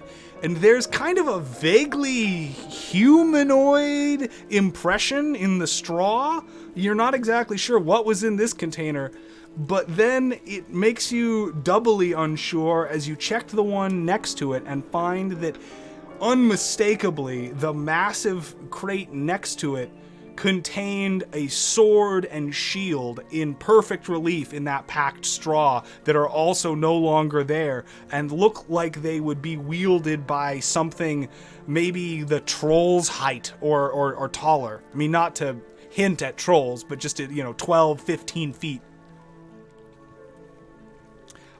Things then get weirder as those smaller crates on top obviously kind of begin to fill out what are accoutrements of some sort of colossal warrior. There being a straw imprint of a horned helm and what look to be boots in the other crates. Then here in these urns you find, or not urns, but just like large clay vessels, you find that they are empty, and whatever was inside these things was likely both wet and foul smelling, as there's kind of this like moldy pungency left in the interior of it that you can kind of smell, and it reeks to the way that you feel like Garen, that you would be able to immediately recognize this smell again if you were to ever smell it. I mean, it just stays with you. It almost clings to your soul as you pull away. Then last but not least, just to finish this out, you are going to find in these crates down here what look to be and this is it's hard to put together necessarily like a uniform use for them, but there's going to be spare cloaks alongside what seem to be like flasks of like empty now liquids that have been disposed of. There's some trash in here. It looks like there's bloody rags. There are a couple sets of like moldering leather armor that are like moth-eaten and covered in grime. There's just like refuse mostly. But the crazy thing to you is that it's all neatly packed. It's been folded. this like full of holes, like putrid smelling everything in here that looks like it was likely pulled from a refuse dump, has been given the care of something that, you know, you would see in a halfling home, the way that it's organized and tucked away to once again, you know, be retrieved at a moment's notice. Amongst that refuse, you don't find anything of particular note or use in terms of like functional items. It's mostly just a lot of garbage. From there, please, I am now done talking. You're welcome to react to the various contents of those things as you like. Okay, in order. Oh, nice. Oh, sure. I'm sorry. That's my reaction in order. So I have two questions. The vases or the containers there that had the fungal smell that you said I would recognize immediately. As would a druid recognize if that's a natural type of, or is it something just completely out of? Go ahead Out of and nature. give me a nature check as you attempt to sort of work through all of your, you know, vast exposure to the natural world and see if that might help. Okay, with a 14, Garen, you are going to be able to tell that this fungal smell, it's something that you know is associated with,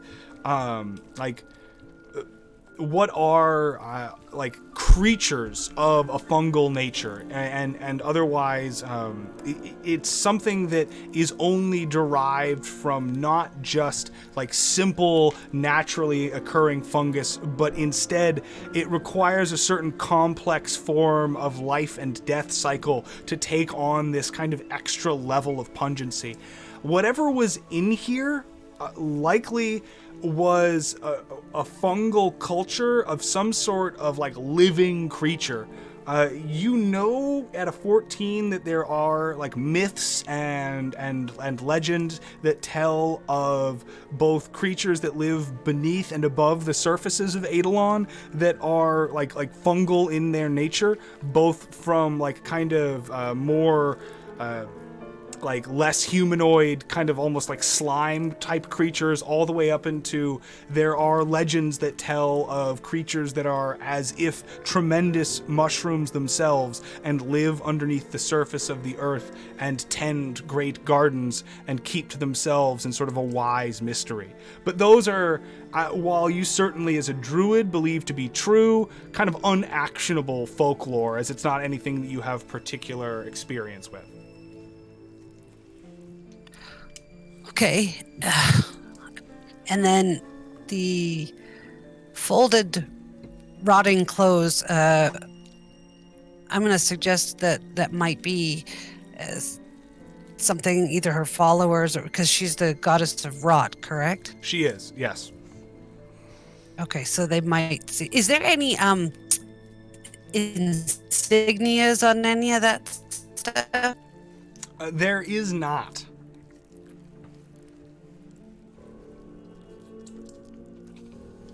Okay, I am going to just mention to everybody what I have found. All right, so everyone, listen to me. We should go to the garrison and ask them if they're funded by the church. If they're not, we tell them there's an effigy of Slurgia under the church that have been recently used. I mean, even if the church is not, in cohesion with the Slurgia, it's like having some illegal plants in your house. It's illegal. It shouldn't be here. Even if... Oh, sorry. Erithel, go ahead. I was gonna say, Erithel just says, well, I'm not against the idea, but we could also possibly set a trap for whoever might be returning back here. Yeah, I don't think that's a good idea. With what I saw of the sigil, they're at least better than 4th level spellcaster. There's still another issue down south of this hallway. We heard something die down there last night, and those boxes there showed a humanoid shape, a pretty big one. it looks like. So maybe we should see if there's something there too. I think this issue is definitely bigger than just us. If I'm still not sure if I trust this priestess, but if I did, I would rather go to them than the militia. Erithil, I know you've had some minor interaction with this priestess. Did you have any, being a cunning person yourself, did you get any kind of, what was your read on them? Because if you trust them, I think it would be better to go to them over the militia. Well, from the general description that I've really met from her, she's nice enough. Looks out for her people. I try not to get to know people too much. That's fair. So, I mean, just to, from immediate, it's like what we've learned so far, we had this altar's only connected to the church through the sewer system and this collapsed wall, which we had to dig through. So it's definitely not. They wouldn't have any immediate access from the church, at least. So I'm leaning towards trusting the church on this. But Maybe we should go to our rooms so we don't get this sandwich here. oh yes, real quick, I did want to say this before we go. I'm not when I say ambush, I'm not literally saying we stay in this room and wait for them to come back. I picked up a spell a while back that will allow me to place something here that it's an alarm. And she thinks back to the time whenever those two creatures burst through her door and they had to climb up a rope trick, and she's like, it's going to be helpful. It allows me to know whenever something crosses a certain area, and we can tell whenever they're coming to this ritual chamber. That sounds idea. like a great idea. And I'm not opposed to talking to the church, but I do think we should be careful Yeah, still. absolutely. Yeah, I don't. Because there could be backway entrances into the sewer from the church. So that's still unknown at this point. I think we should go with basically the alarm system. I think that's a really good idea. Tirita, I have a question. Mm-hmm. Oh, sorry. You said Druid. Okay. I thought you were going to say DM. Go for it. No, I mean Tirita, the rogue. Oh, me? Are you good with stones? Yes. Maybe we could go see our entrance and see if it's a collapsed wall or it was an entryway. So if it's an entryway, that means they're surely known about this. If it's just a collapsed wall, I'll give them the benefit of the doubt. Yeah, that's a good idea. Is it for the priest of Yonqua to be involved with Slurgia would just be just such corruption and evil. So I think You haven't read much, have you? Erithil, during this time, is going to spend 1 minute casting alarm on this 20-foot doorway. Should we leave first? No, it's completely fine. I can designate who triggers and who doesn't. What are you Okay. going to set as the conditions of that alarm, just so that I'm aware of and I can keep track of it in my notes? It just says you set an alarm against unwanted intrusion. Choose a door, window, or an area within that is no larger than 20-foot cube. And basically, whenever a creature of tiny or larger touches or enters the warded area, it pings my head. Oh yeah, I know that. I'm just kind of like, what are you setting for? Like, what are the parameters for unwanted? Any other person than the people that I have with me. Okay, got it. Yeah, see, that was kind of the information I was looking for. All right. So with that, alarm cast, and is the party stepping out into the hall then? Yeah. Yeah, I would think so. Yes. After you. All right. I'm All right. gonna back everybody up. Move Erithil there. Okay, so stepping back out into this sewer hall, you have more to the north and more to the south that is far unexplored. What do you want to do from here? Or are you going topside to start demanding answers? Jester, So we maybe can- you should keep the. You should put back the knife in its place, so we're not. So they don't know we stole something. Yeah, I'll take before leaving. I'll take extra care to put the knife as exactly like it was as possible. Okay. Go ahead and give me a sleight of hand as you try to, as best you can, like perfectly set it down within like where it was. Yeah, get to the road. Okay. Tharita was the one that had discovered it in the first place, so likely best for her to do it. Tharita, go ahead and give me a sleight of hand. Okay, I was gonna ask if I could aid him, but I'll go ahead and do a sleight of hand. Okay.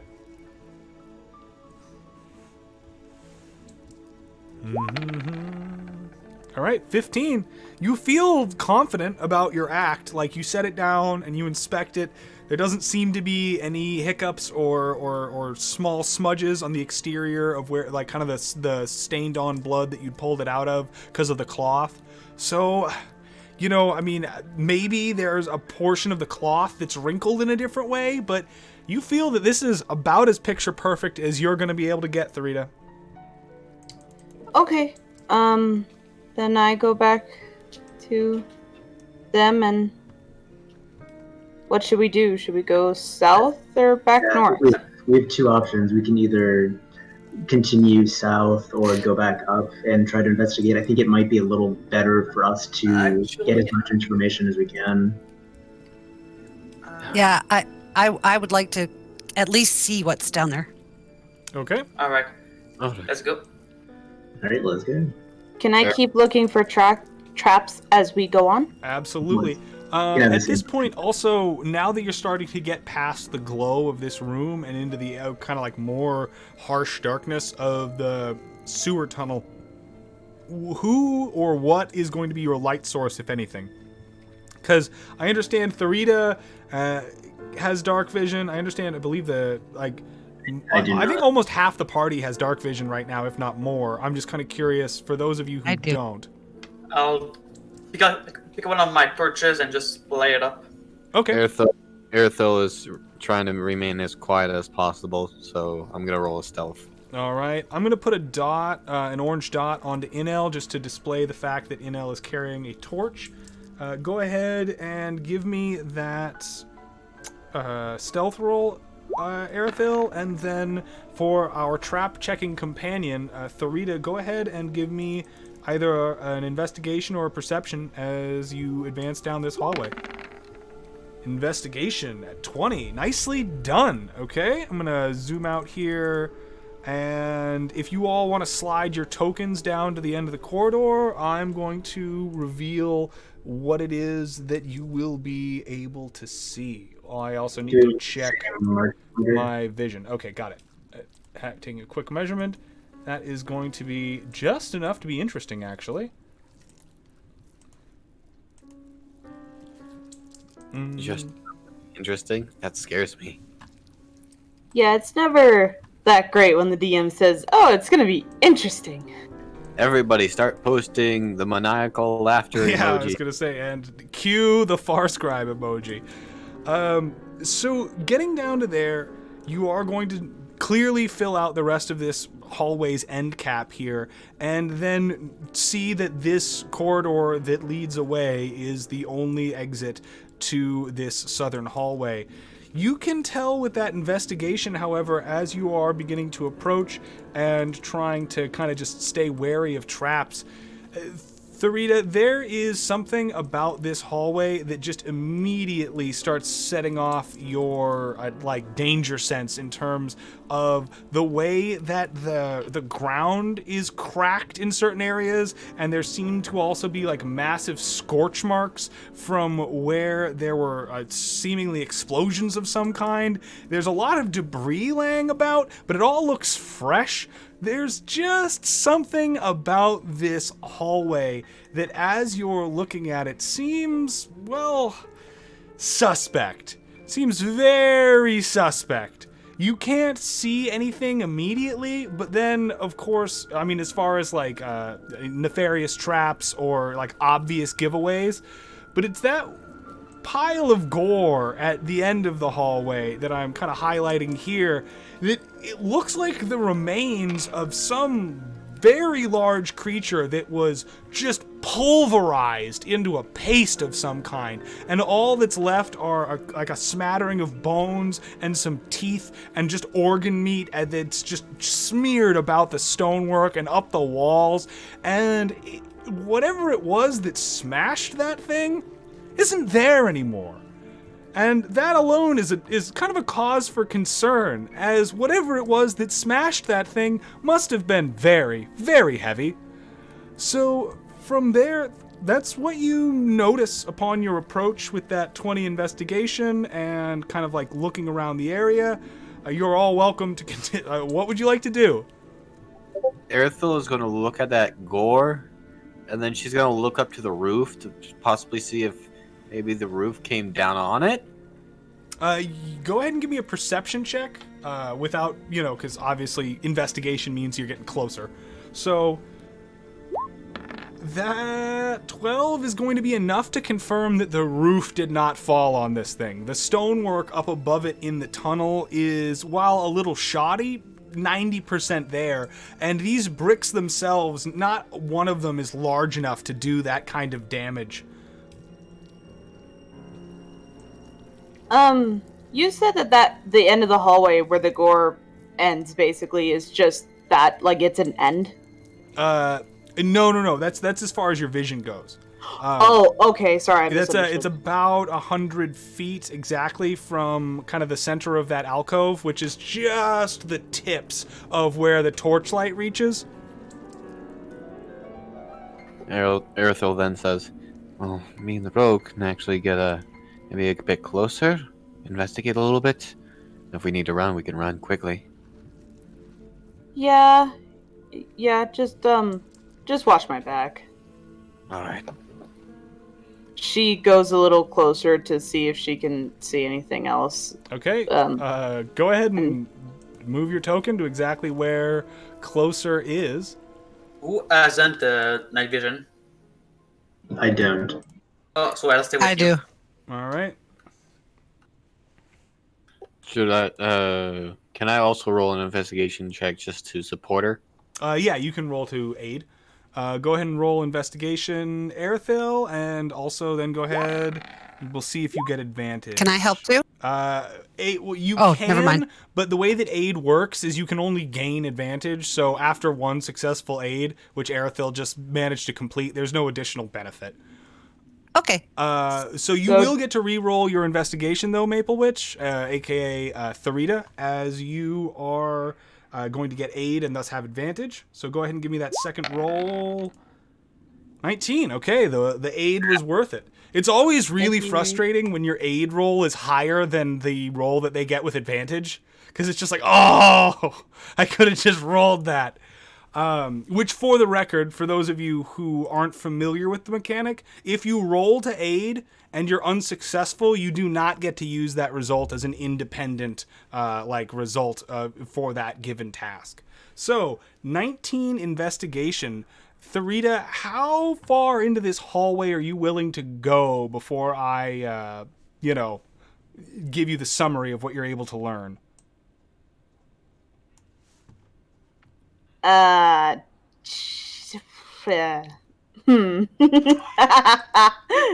got your back. It's an interesting philosophical question, really. Yeah. Can I measure? Yeah, of course, please. Do you want to move a little closer? How do I do that? The measurement tool is the fourth one down on the left-hand toolbar. It's called the snap to center. Thank you.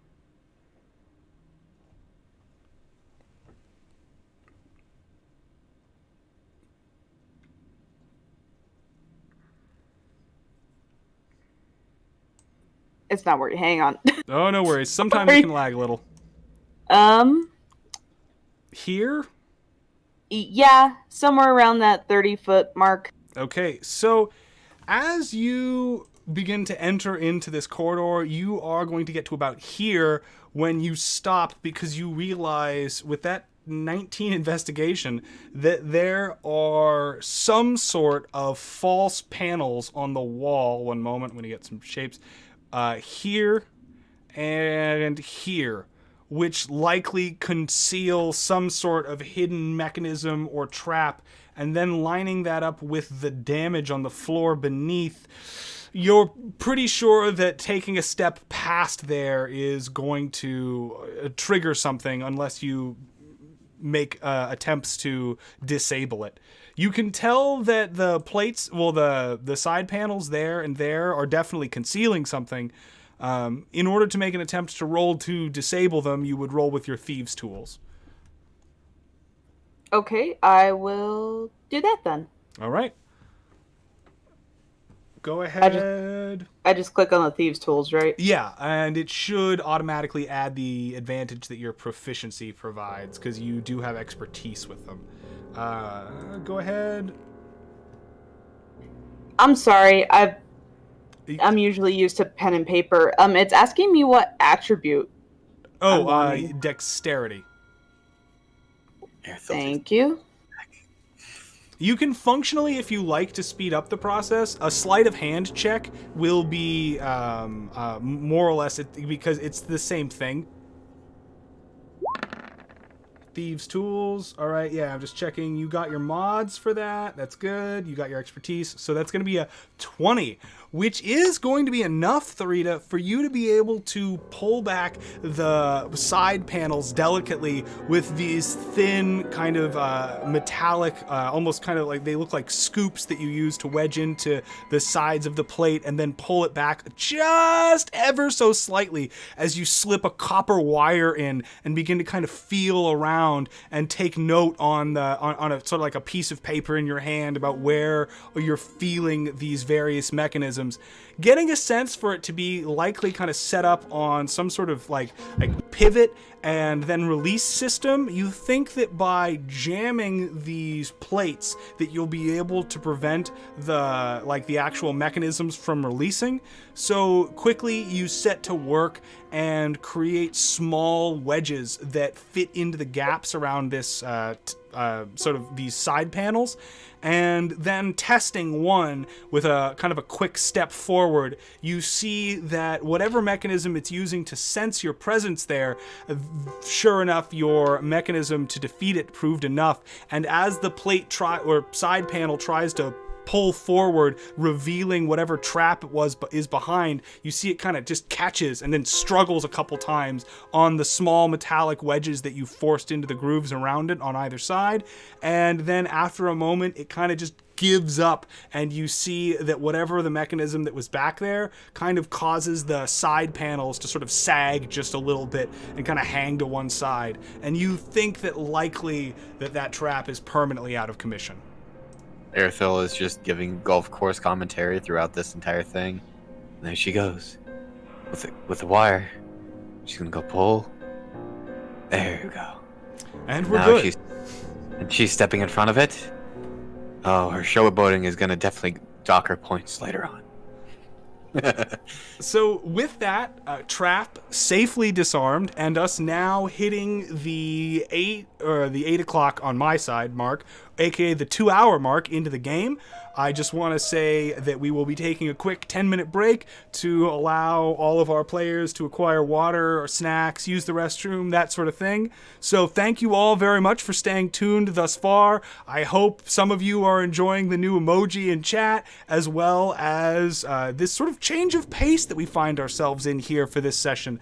No longer in the threat of sudden combat, we've explored quite a bit of the lore that seems to be surrounding at least this temple, and the players are starting to piece together their first bits of glyph-based magic and mystery. So it's very exciting times.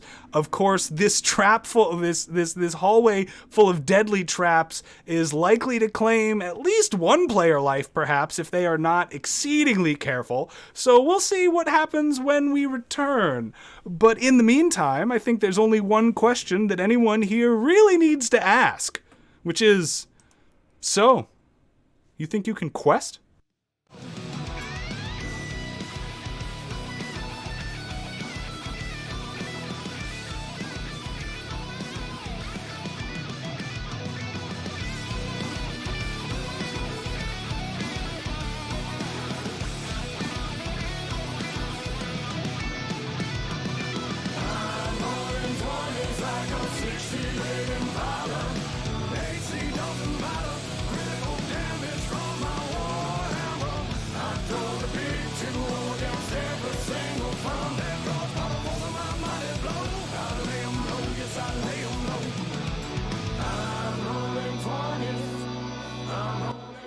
hello.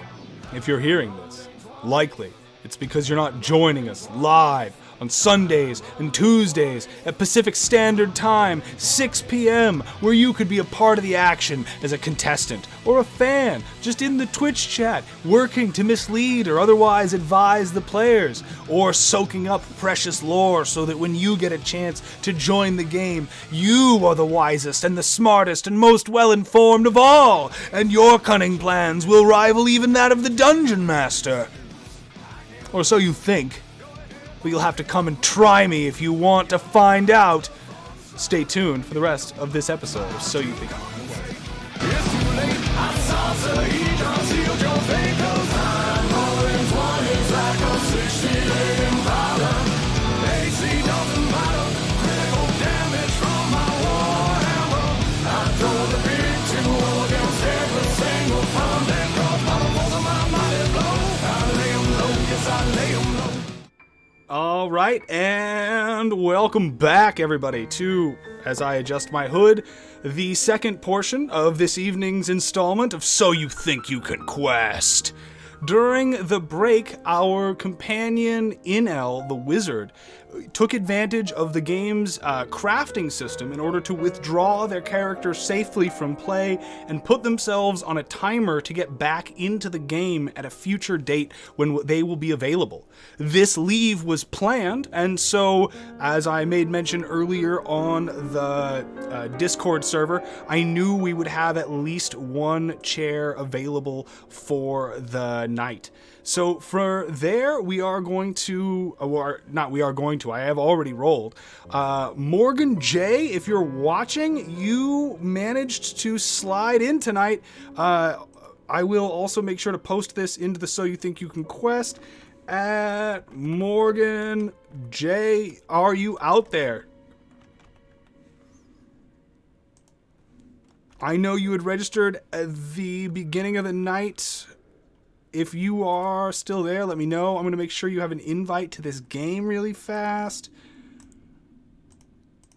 And if you cannot make it because plans for the night have changed, please let me know, and I will draw another one of our lovely contestants to see who will be filling in the slot here of the fourth, or, well, it will be the fourth player seat. From the yes, woohoo, I guess he is coming in. All right, awesome. Morgan, since you're there, I will now be able to get you that questing status. You are now a guest of the show. Please make your way down to the active questing voice channel and fire up your webcam at your earliest convenience. You will find that your Discord direct message is also containing a link to the Roll20 game. I'm going to, while you're getting that set up, touch back to the players for a moment and kind of see where they're at and what they're up to doing. And then when it looks like you've been able to join us, I will start to kind of see what you will be coming into the game as. I mean, it will be a wizard. The players haven't unlocked any of the other classes. It hasn't been much of a priority, I guess. Who needs a bard? But we will see, nonetheless, what flavor of wizard you will be. Morgan will just give me a quick hello when you slide into the voice chat, as I'm going to be otherwise... Oh, there you are. I see you. And, okay, I see you also as well on... Okay.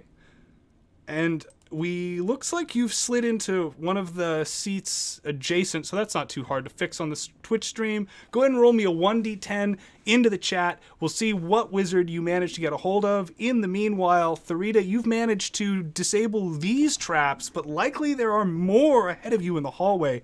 You and your companions, what's the verdict here? As your friend Inel basically says, my name's Paul, and that's between y'all. And decides to head back to the base to begin maybe expanding on the resources currently available to the party. And he took the torch with him. Certainly. Fortunately, Therita is capable of seeing in the dark, so that's not going to be much of a problem for her as she begins to navigate these traps. I'm switching the name tags around really quick, but... Morgan J, make sure to give me a 1d10 into chat so that I can see which wizard you will be randomly assigned.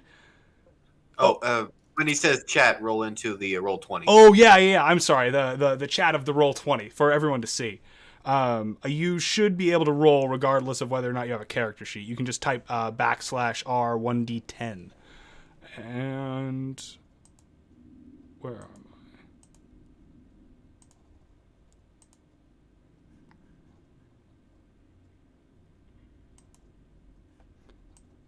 Therita, I'll slide you over. I need the link to the Roll20 game. Oh, you should have an invite to it in your direct message. Am I wrong? Oh, let me see there.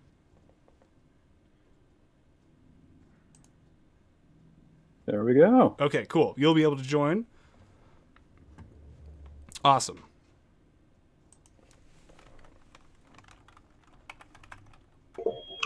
And can we assume that NL gave me the torch, or should I light one up myself?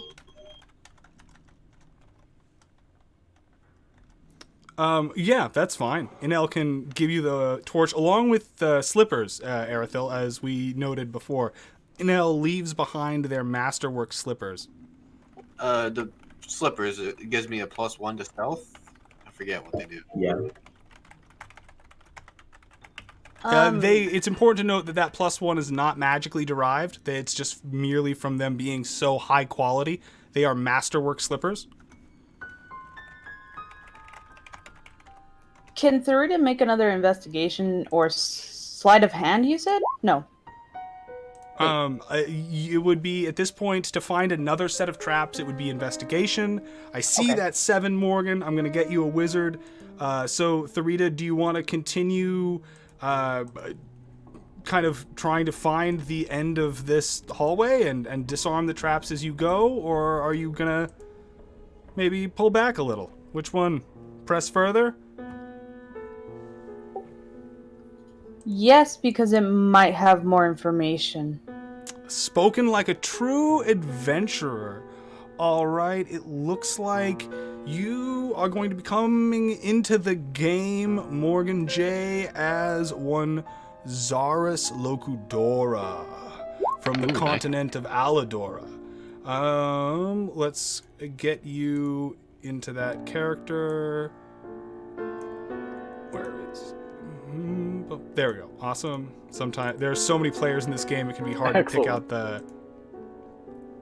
All right, that should be in your inventory. I'm looking, it has gold pieces. There's a Zodiac Moon, there's a bonus starting item, and there's a side quest that is filled out, so you should be in fighting shape to join our companions, other than the fact that you've just been teleported into town square, more or less sick to your stomach, having been forced through the faulty teleportation system that the Guild of Mazes finds itself using to warp its operatives all around the world at high speeds. So the reality snaps into focus suddenly as every particle around you and composing you rearranges violently in this moment of like causal creation, re-etching you into a different part of the weave of all the material plane, and you having to make peace with the fact that you had a disembodied consciousness for a moment that's just been startled back to a rather physical mortal body. You are joining us, Zarus, above ground in the town square. But you are aware of, based on like the exchange process that happened, like the current situation and more or less like location of your current guild team. So you can rejoin them in a matter of moments. Would you like to, or are you gonna kind of start maybe doing something else? I think I need to sort of get my head on straight, but I was clearly sent here to continue on, so I... Okay. I smell something bad, and I have to get down there, I guess. All right, I'm going to remove our previous wizard's token from play and get you into the game. Welcome, Zarus. And I will, of course, fix the overlay to reflect this. Now, not to interrupt us any further, Therita, you were going to be giving me likely another... There it is. It's that 16 investigation. I wasn't even looking. That is going to yield that in front of you on the ground in sort of this area. Oh, whoop, that's the freehand tool, not the draw shape. In this area, there seems to be some sort of mechanism that is causing this massive explosion to sort of streak across the center of this hallway. And judging by the way that the tile has been worn away, you think that likely this has gone off maybe dozens of times. And whatever it is that is the source of this trap is then probably magical due to the fact that resupplying things like this in a mundane means are usually a laborious task. And for something to be so rapid fire indicates to you that the source of its combustion is likely otherworldly. However, with the 16, you are not going to necessarily find the source of whatever that is causing that combustion. So it does leave you at a little bit of a quandary with the sort of known effect of the trap and likely kind of the area of effect scouted out, but you don't really have a way of interacting with defeating it. So the party, you're welcome to do as you may, and also welcome Zaris. Welcome. Can I have everybody kind of step back, and like chuck a brick? And you had the exact same idea I had. Ha!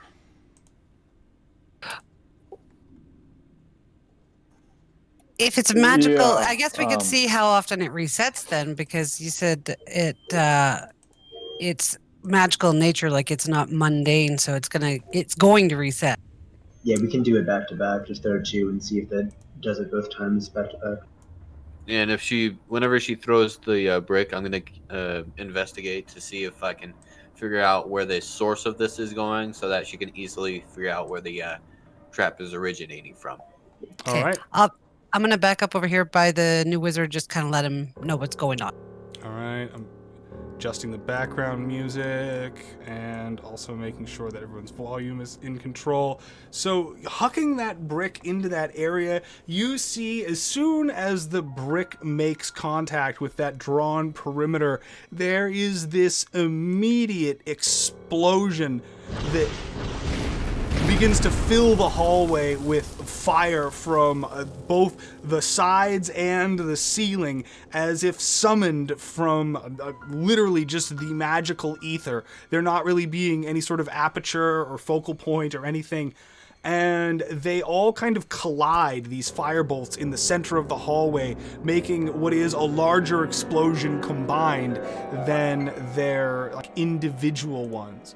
So what you do learn from this, however, is that it seems like, one moment as I grab my appropriate tool, I'll use the freehand for this. It seems like here,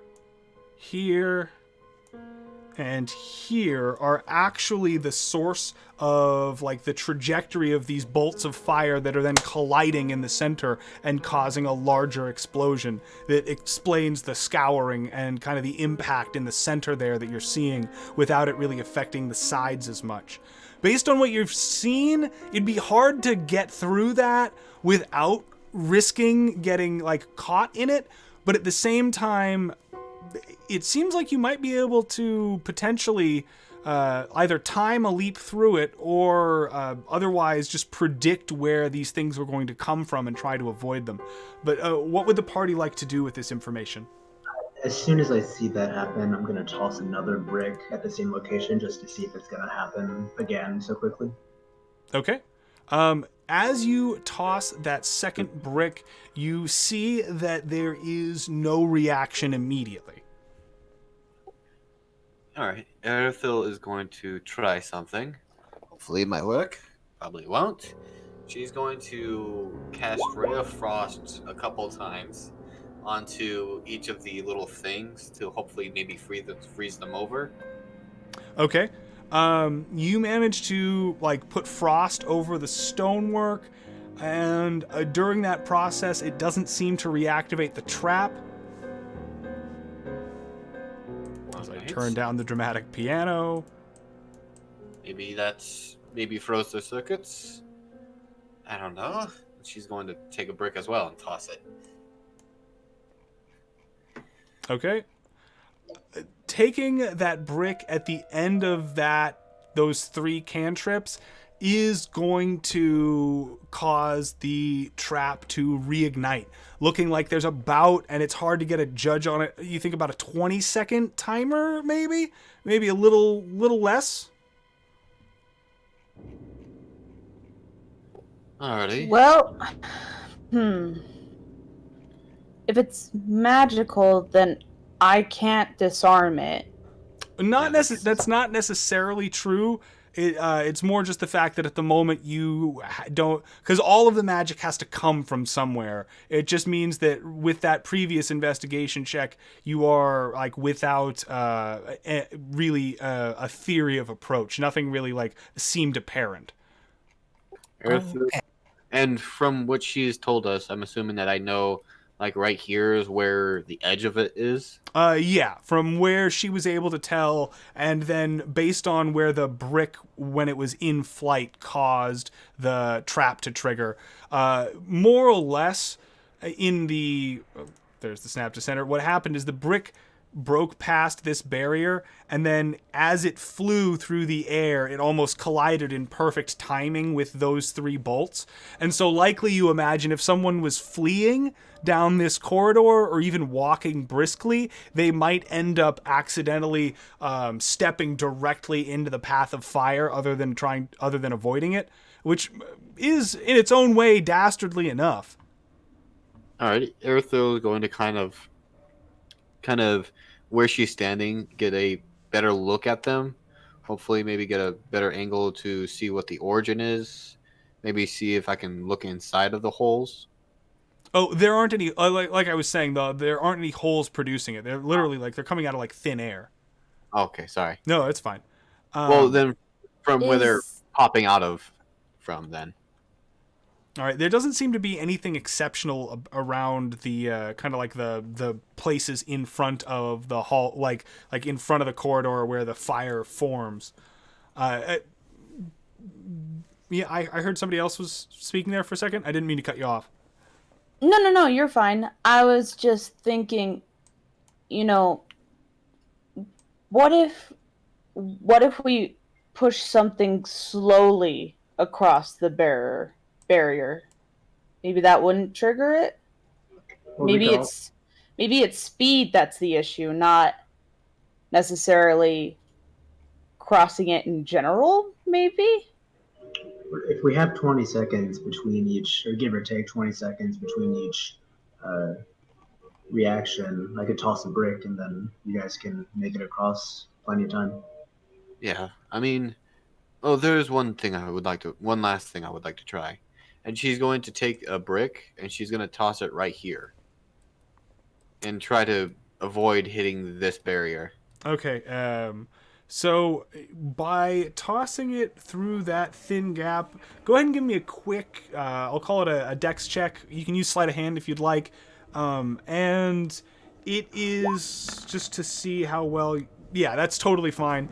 You managed to get the brick solidly in where you believe there might not be a barrier, and you notice that sort of right through that wedge that it does not cause the firebolts to trigger.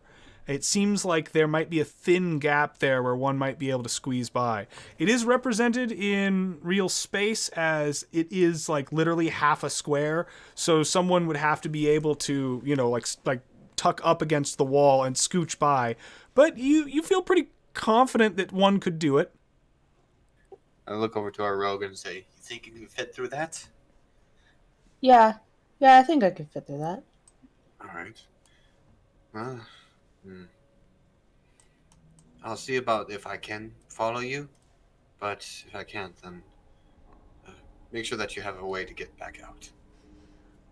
All right.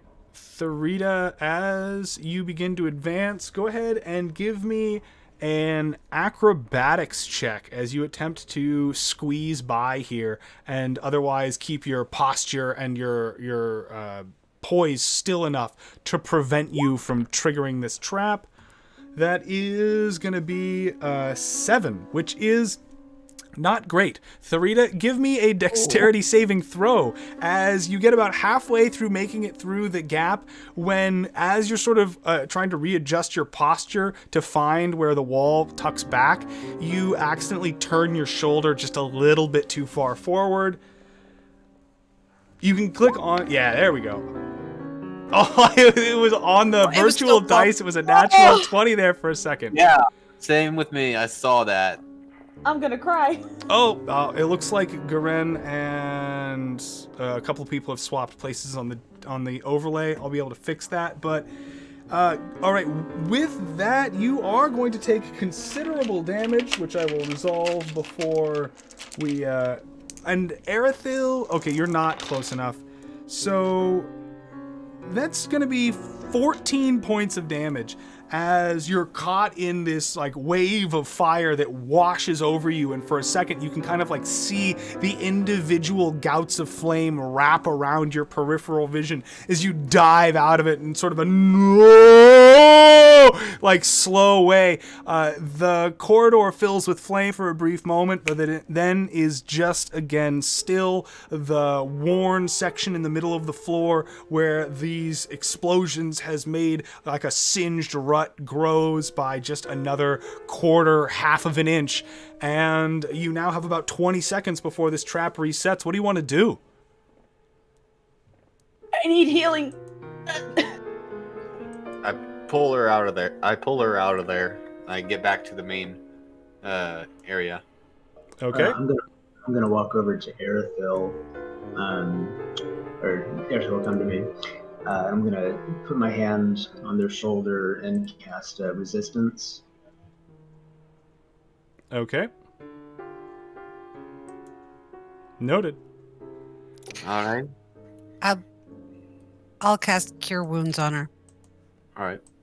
As they heal her and I get that resistance, I'm guessing fire. Oh. Oh, okay. it's a D4 to a saving throw. All right. Erithil is just gonna say, "All right. Well, if we're gonna go for information, then I'm gonna go." Erithil grabs a brick, waits for the timer to expire, grabs a brick, throws it, and whenever it goes off, she's gonna run through. All right. The maneuver is safe enough that you feel confident that you're going to be able to get through. Erithil, you make it to the other side, and as soon as you do, go ahead and give me a dexterity saving throw as you reach the other end to find that patch of dirt right there where the tile is blown away is in fact rapidly plunging away into a quicksand that you, with a 14, okay, you are going to be able to basically avoid falling in entirely, but the 14 does grab you a little bit. So now you'll have to make an acrobatics or an athletics to make sure that you're able to kind of pull yourself to safety. And I have 14 with the D4 from resistance. Yes, that's perfect. okay, he did not roll that, so that means that his resistance is still in effect, and that 22 acrobatics is going to be more than enough for you to kind of like pull one foot out and then use your momentum to sort of hop into the air, getting both feet out at the same time and getting over to like a narrow perch by the wall. So from there, Erithil, you are alive, and there seems to be quicksand in this next section of the hallway. What would you like to do? And I'm like right here. Yeah, more or less. All right, Erithil kind of yells back to the rest of the group and it just says, "Okay, maybe this was a bad idea. Should I keep going forward?" No. That's one vote. Yeah, I definitely don't think I can make it through. I'm not sure about you. All right. Well, that hurt. I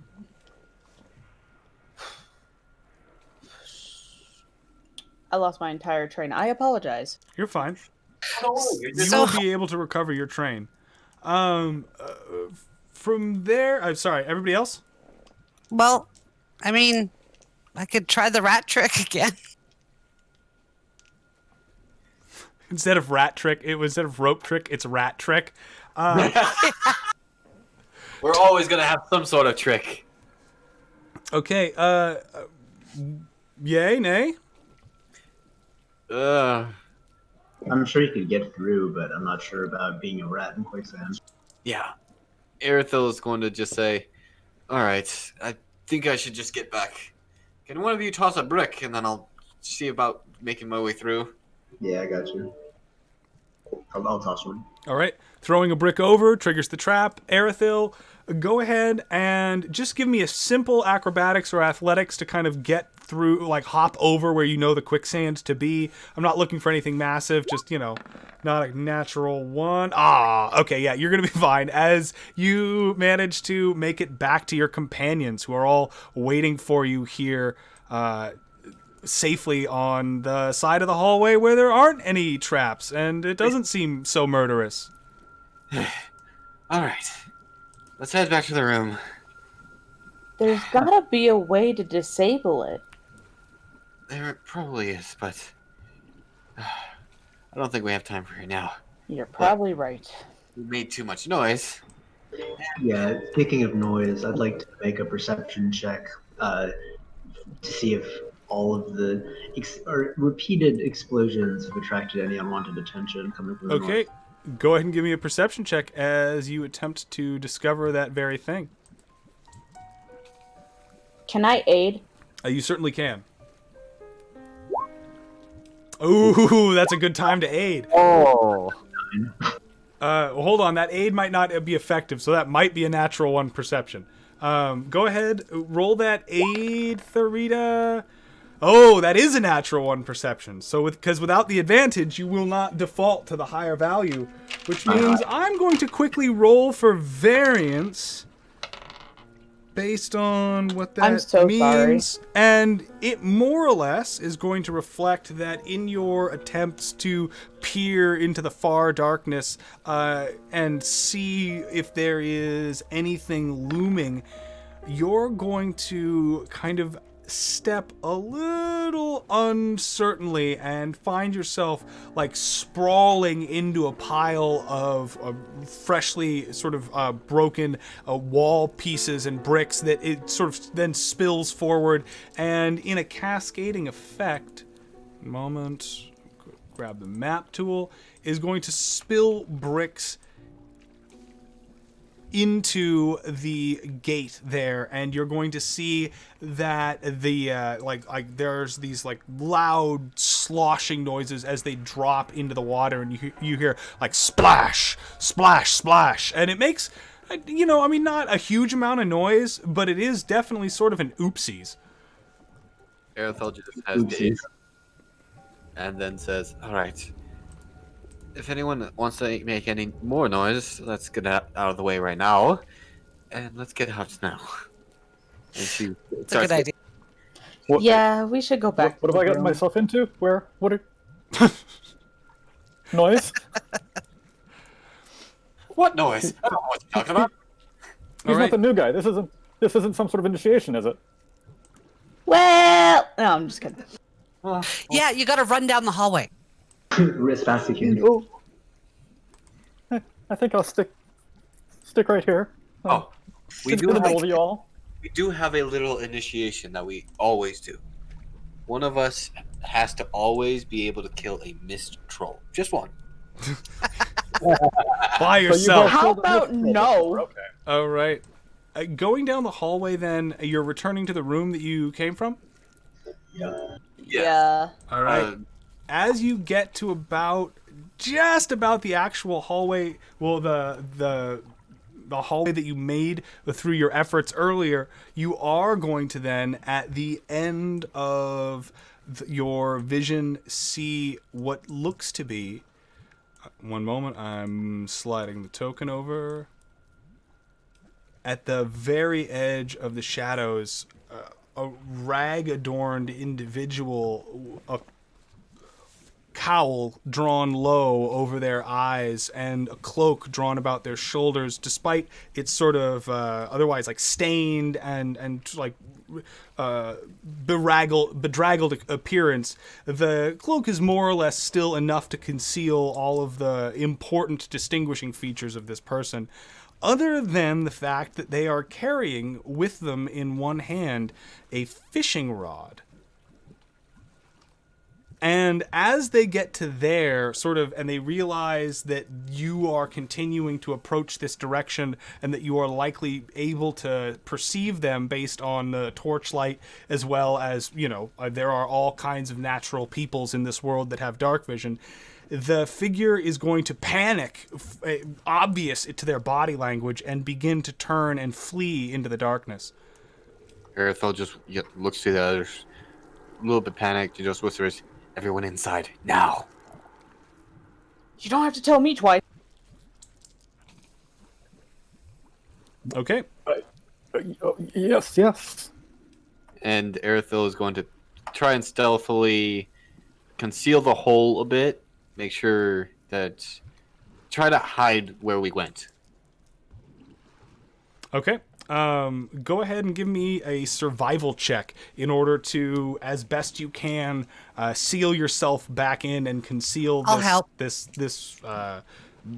doorway, really, that you managed to so successfully earlier make. And thanks to the wall that Theresa had managed to preserve by her clever use of stonework and masonry, you are going to have a considerable aid. So that, fortunately, that natural one to aid is not going... It's like one of the only contexts in which a natural one doesn't have a direct impact.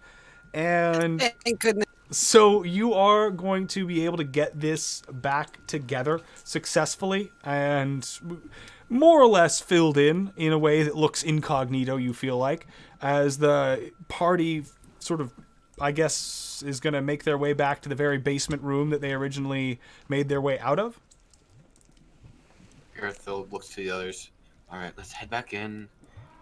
And there is a couple things I need to tell you about.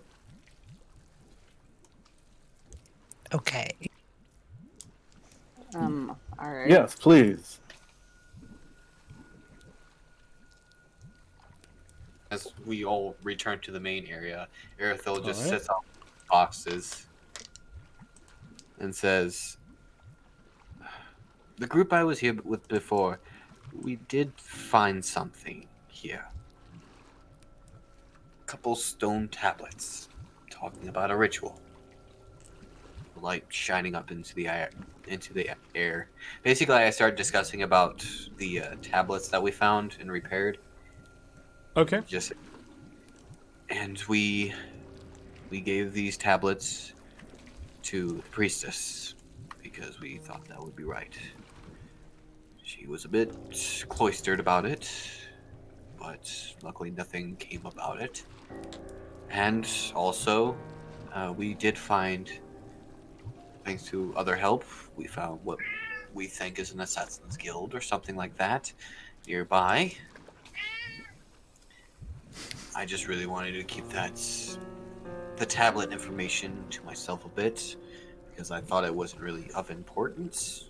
But seeing that Slurgia ritual chamber got me thinking.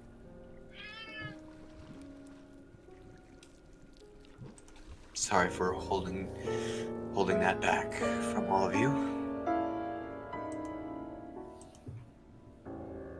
These assassins, are any of them after you? Possibly. Because I Okay. don't know if they saw my face, but I witnessed one of their deeds, so I don't know if they actually saw me. But the others that did see him, they're not with us anymore. So what do you recommend? Do you think we should bring this to the attention of the priestess or keep it to ourselves? Unless we want to go after the fisher. I want to know what he was fishing for in the sewer. Me too. He might be... Is there like a river nearby that where the sewers empty out into? The closest river that you are aware of Well, actually, this is a great moment. Let's just pop back to the overland map. We've been in this dingy sewer for quite some time.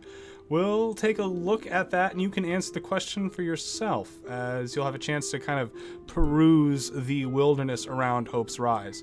As being members of the Guild of Mazes, you are certainly well prepared with study of the overland area before you arrive.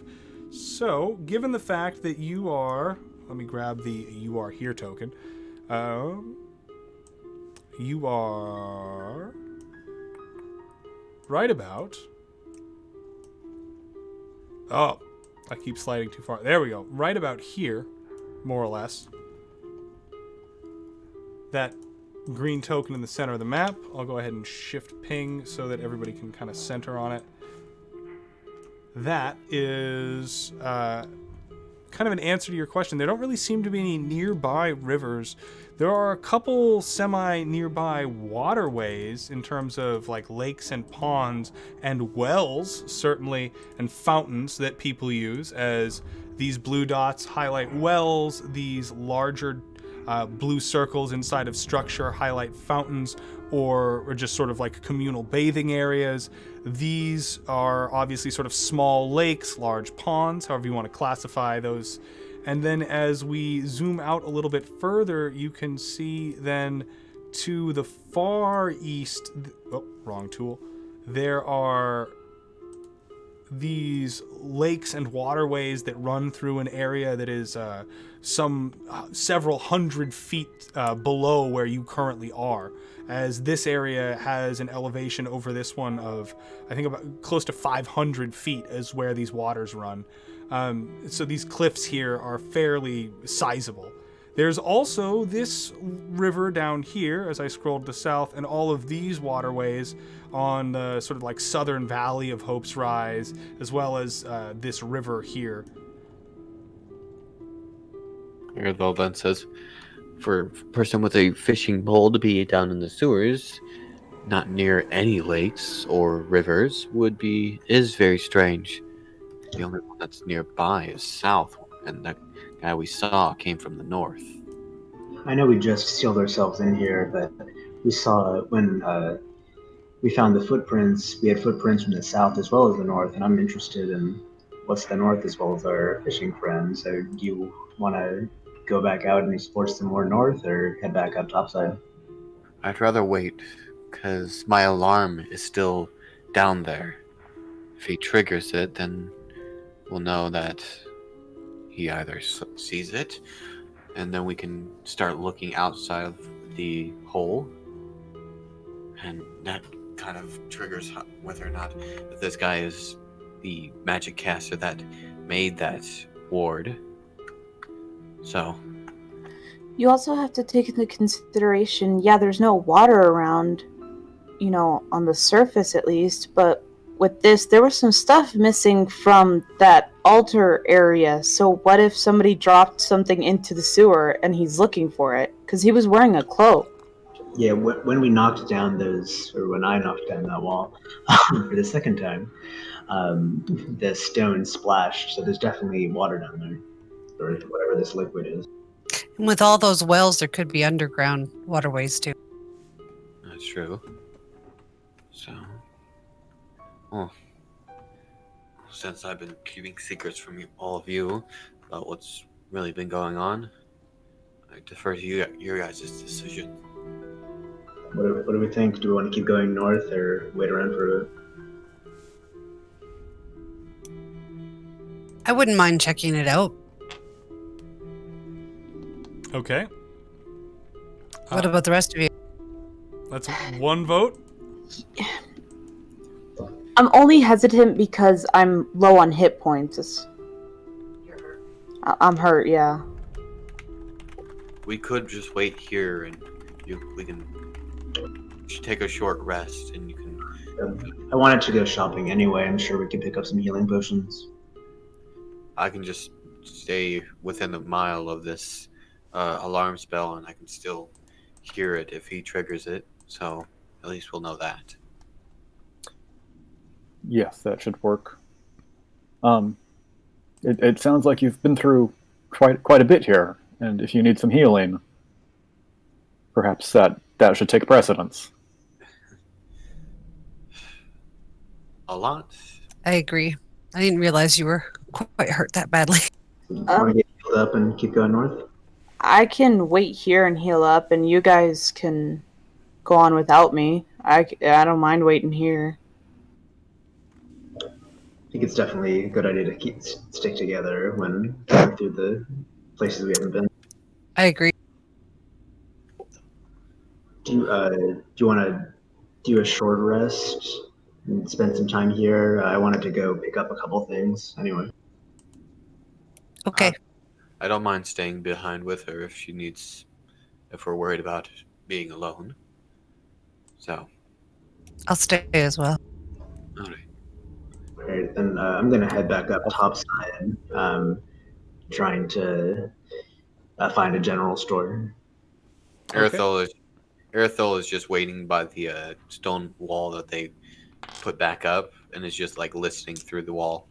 All right. Here. During this period, Zaris, where are you? Are you going with the cleric topside, or are you remaining with the party?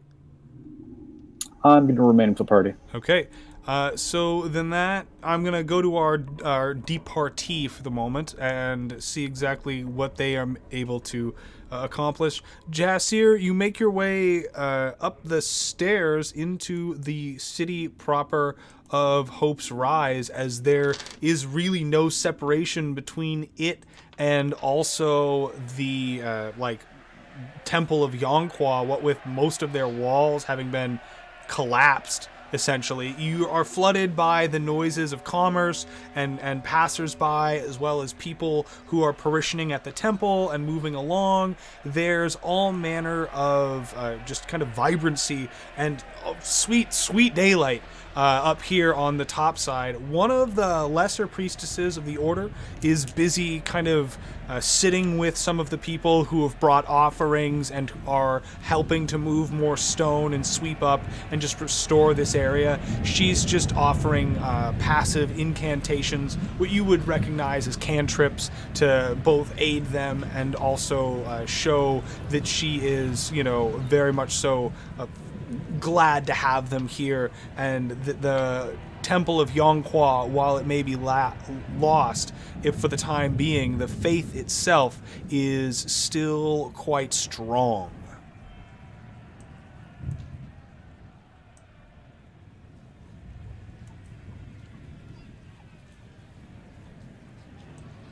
Okay, Jasir, what are you doing?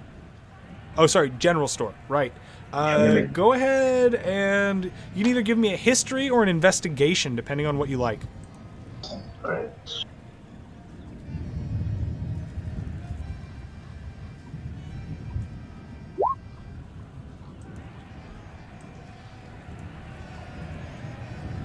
Okay, 7 history. You are unfamiliar with any of the locations that you had studied before warping here through the Guild of Mazes. You know there were a few, what were they? But they're just not coming to mind in terms of their location. You are going to have to do this the old-fashioned way and investigate if you're trying to find exactly where it is that a general store might be located. All right, I'm going to walk up to the priestess. I'm still in the temple, yes? Yes. I'll walk up to the priestess and say, sorry to interrupt, but I was wondering if you could point me in the direction of the general store. You are, based on which one this is, she is going to be able to point you to one across the way that is still in the way, it is still busy mending its storefront from the recent attack / occurrence with the golem in the center of town and that beast in the center of the energy beam. So she says, I believe they should be in business. They were only able to open finally this morning, but I don't know what you seek. However, they do have many common goods. Thank you so much. Okay. I'll take those directions and make my way to the store.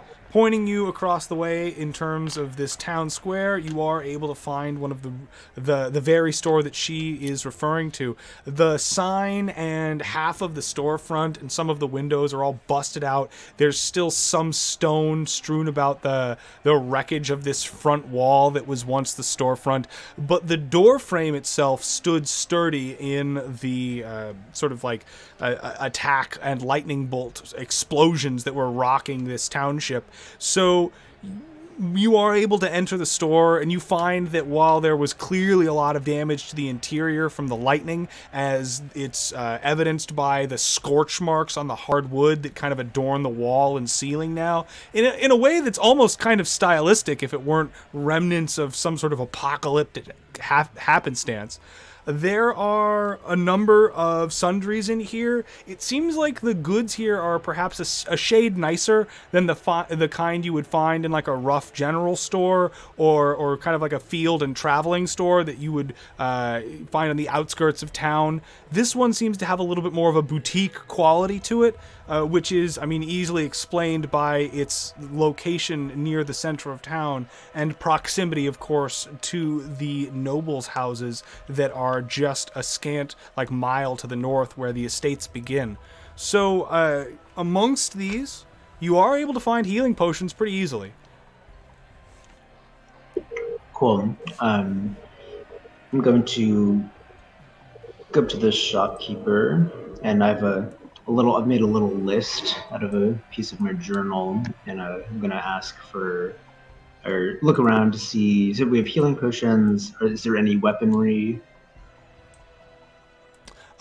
In this store, there are a few weapons, but none of them particularly look like they're the sort of thing that you might be interested. They're a little bit more ornate. There are some nice short swords. There's a couple long swords and rapiers. You see there are a couple shields, as well as the highest grade of armor that they seem to have is a nice set of chainmail. Most of these things are kind of on display in a way that makes you think they're almost more novelties to this store than they are really their stock and trade. All right. And are there just like normal, like mundane items in stock? Yes, certainly. There's all manner of just like leathers and rations. There are bedrolls, there's sheets. There's actually, it seems like this place has a fair supply of home goods and nicer on that end. You find soaps and perfumes. There are all kinds of just like various, I'm trying to think of the right word here, but basically sundries in terms of like cleaning and also like the making of potable water and fine foods. There is a small section where they have laid out all kinds of cured meats and various pickles in jars and wrapped up in twines and canvas bundles. This place looks like it was likely doing quite a bit of business as maybe a grocer before, where most of the groceries, i.e. the storefront, was collapsed in a lightning blast.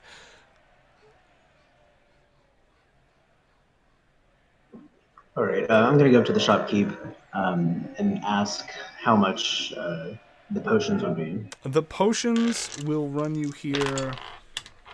Looks like the shopkeep is gonna say, no more than 20 gold piece. Per potion? Pardon?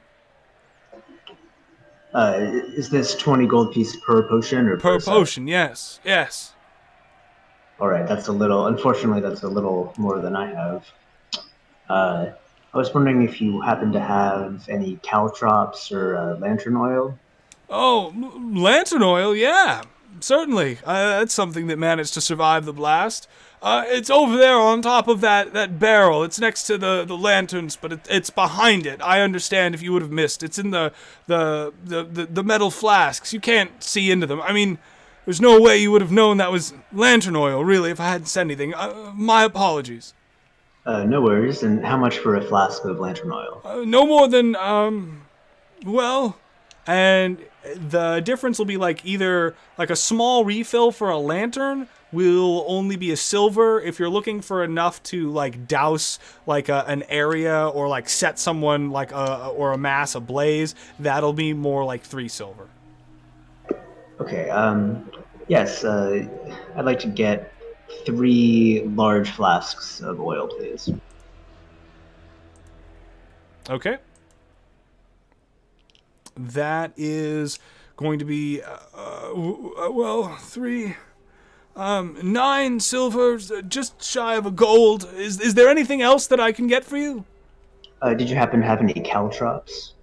Oh, yes. Well, not as it were, but here he is going to produce a small bucket of bent screws and nails and kind of like pieces of metal, like shard and shrapnel.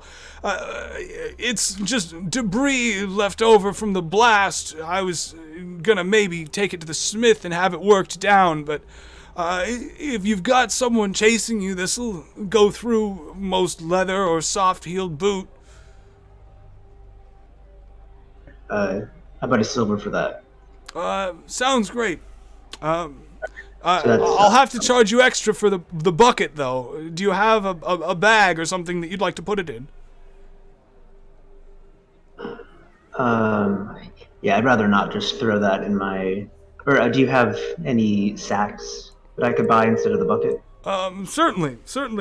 Here. So, And with for a couple copper, he will include literally for 5 actually, so that's several.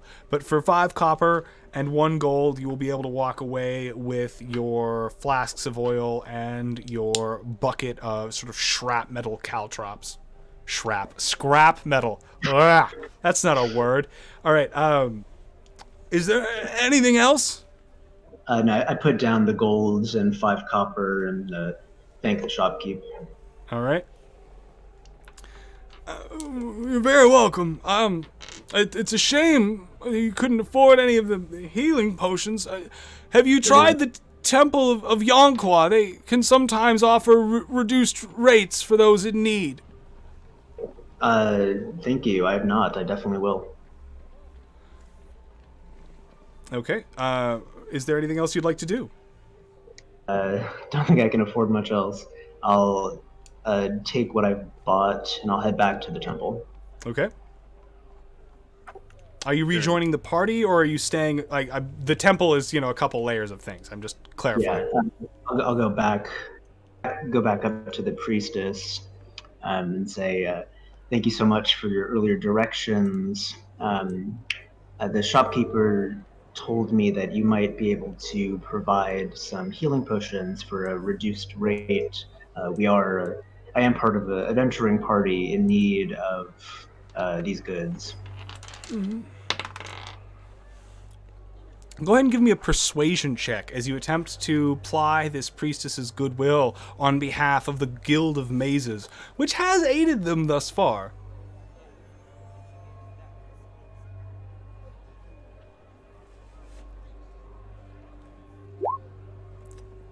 That is going to be enough, it looks like, to appeal to this priestess's goodwill. She will say, well, yes, I understand the situation you find yourselves in. We do have some goods to offer. Most of it was lost in the collapse of the temple, I'm afraid. However, what exactly did you need? We have one of my friends is pretty injured, and I was hoping to buy some healing potions. Certainly. Well, it seems that we have a few. We've been mostly trying to make do with what magic we have instead of giving away these physical commodities. They are hard to come by, but for the lot of you, could you make a donation of some kind? Perhaps 5 gold pieces? In exchange for the potions, or as an aside? for one potion we could spare. Yes, I can do that. I would love to help. All right. In exchange for 5 gold pieces, you will manage to come away with 1 healing potion. The first one we have ever had. You bought one before. There was one purchased. Also, as the players get higher level, they will start getting more starting equipment. So that is something for everyone to consider. Jassir, potion in hand, what is your next step? Would I be able to get an additional potion for another 5 gold? It seems like the priestess says, if you would like another, and your friend is still injured, we could still offer you a discount, but it would be closer to 10 gold. All right. Thank you so much for your help. I won't bother you anymore. All right. Are you rejoining the party? If not, I'm going to cut to them so that they have a chance to kind of get... Yeah, I'll rejoin the party. All right. Your companion returned, healing potion in hand, as well as some methods of subterfuge and perhaps pursuit defeating. Is the party going to then journey north into the far end of that sewer corridor and see what perhaps lays waiting for them there around that bend? Did I heal during that time he was gone? It hasn't been an hour yet, but you're all welcome, certainly, I mean, to take an hour rest and expend hit dice. There's no... We can wait Yeah. for rest, and during that time, Erethel's just sitting there, be like, "You can ask me any question you need right now. At this moment, I'm kind of an open book." All right, transitioning back over to more dungeon-like music as everyone returns underground. And Erethil, your honesty is met with a...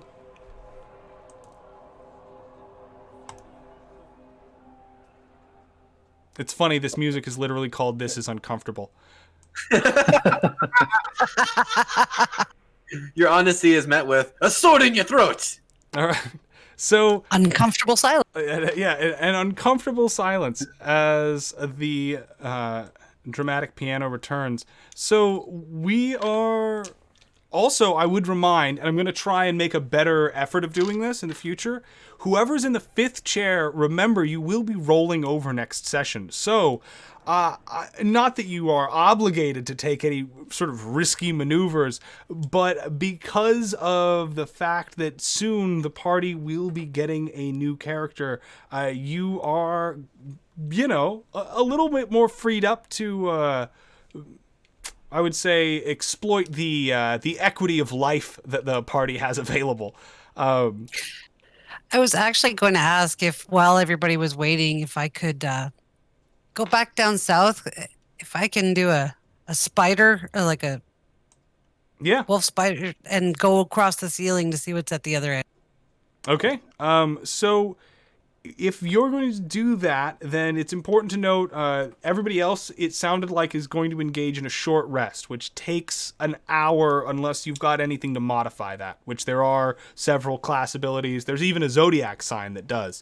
So while that resting is happening, feel free to either, you know, use whatever class abilities you have that alter that, or your hit dice, or, you know, whatever it is that you'll be engaging in, and kind of just roll that into chat so that I can keep track in an active log as I cover with the spider exactly what lies to the north here. I'm going to grab a hold of... Farscribe, I'm sorry, but could you explain what you mean by the hit dice? I'm confused. Hit dice is a 5th edition mechanic. If you type that into Google right now, you'll be able to read up on it faster than I can explain it to you, and I'll be able to cover what your companion, the druid, is also exploring in the northern tunnel. Okay, thank you. Sorry about that. No, yeah, no worries. We have players of all experience here at this table, and I'm here to facilitate as best I can. So I'm going to grab our druid token and pull you up here to the north really quick. You are at your behest in terms of where you want to explore. How deep into this darkness are you looking for? Garen, if you don't mind the company. Oh, absolutely not. Though I am shifting into a spider. Are you okay with that? I thought you were being colorful, but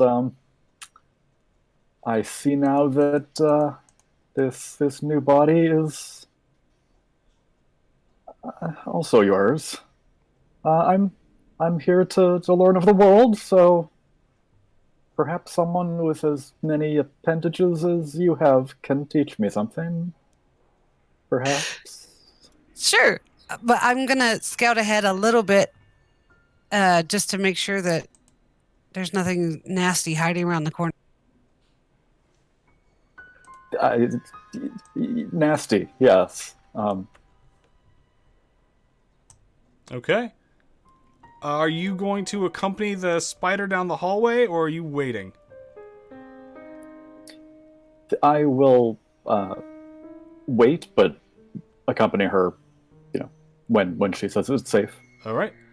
So, Spider, as you begin to peer into the darkness ahead, you are going to see that it looks like this hallway narrows at sort of a choke point where there is yet more of this grating here. And you can hear the rush of water flowing downwards in an almost kind of a waterfall-like manner, likely similar to the channel that you saw at the other end of this hallway. But judging by the noise that it's producing, it sounds like rather than falling away into sewer pipes below view, it's instead like churning and falling over steps. And so it's likely above ground. Are you going to continue further? Yes, All I right. am.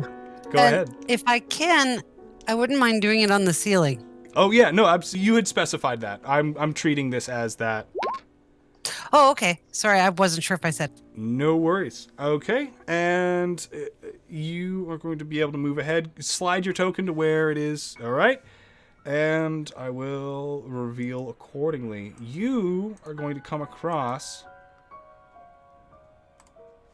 an individual sitting on the edge of what is a massive reservoir of just vile sewage and dirty water moving beneath them or nearby, with a fishing rod extended into it, just idly like having about their time, their cloak down. You can see that they look to be somebody who's kind of just just dirt faced and otherwise like they look like life has been very hard to them. There are the obvious disfigurements of likely either wounds or just accidents over the course of their life. Their skin is pale and kind of mottled, likely from time spent underground and in near proximity to open reservoirs of sewage. And this set of grates right here that in front of you, it goes down every about 20 feet and drops 10 feet as that happens. So that distance in front of you that's here is about 30 feet below you. And then past that, it looks like the room that person's in opens up considerably, but you don't really have a full vantage point for that yet.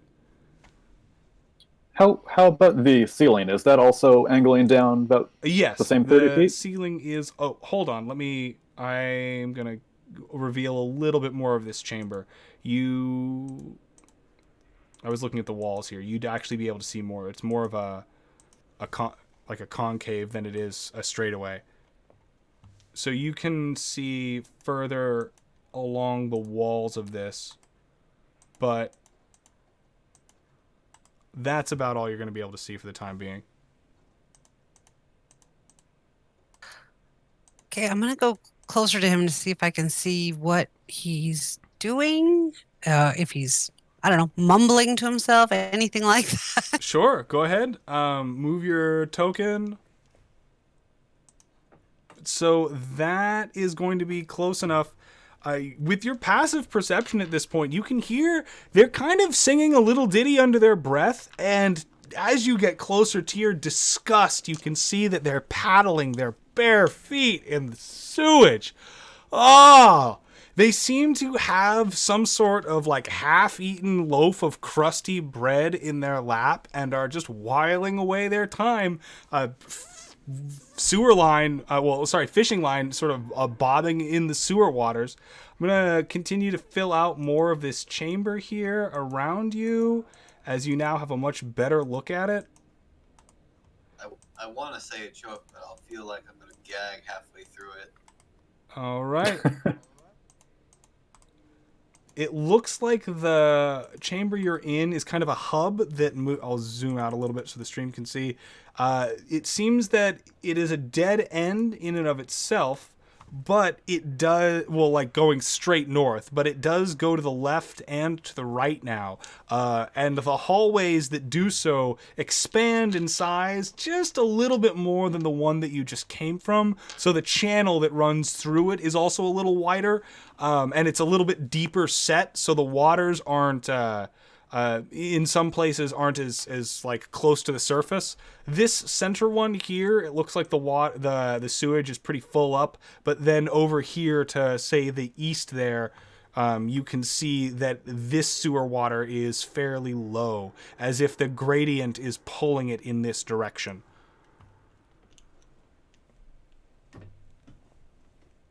That is utterly disgusting. I'm going to go that way, though, to see if there's anything else over there. All right, going to the east then? Yes, east. Sorry, I'll go that way. Yeah, no worries. As you get further to the east, and I'm gonna... I'd like to Yes?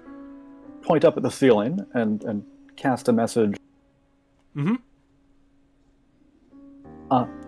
Would you like me to ask this person anything? Or stay back hidden here?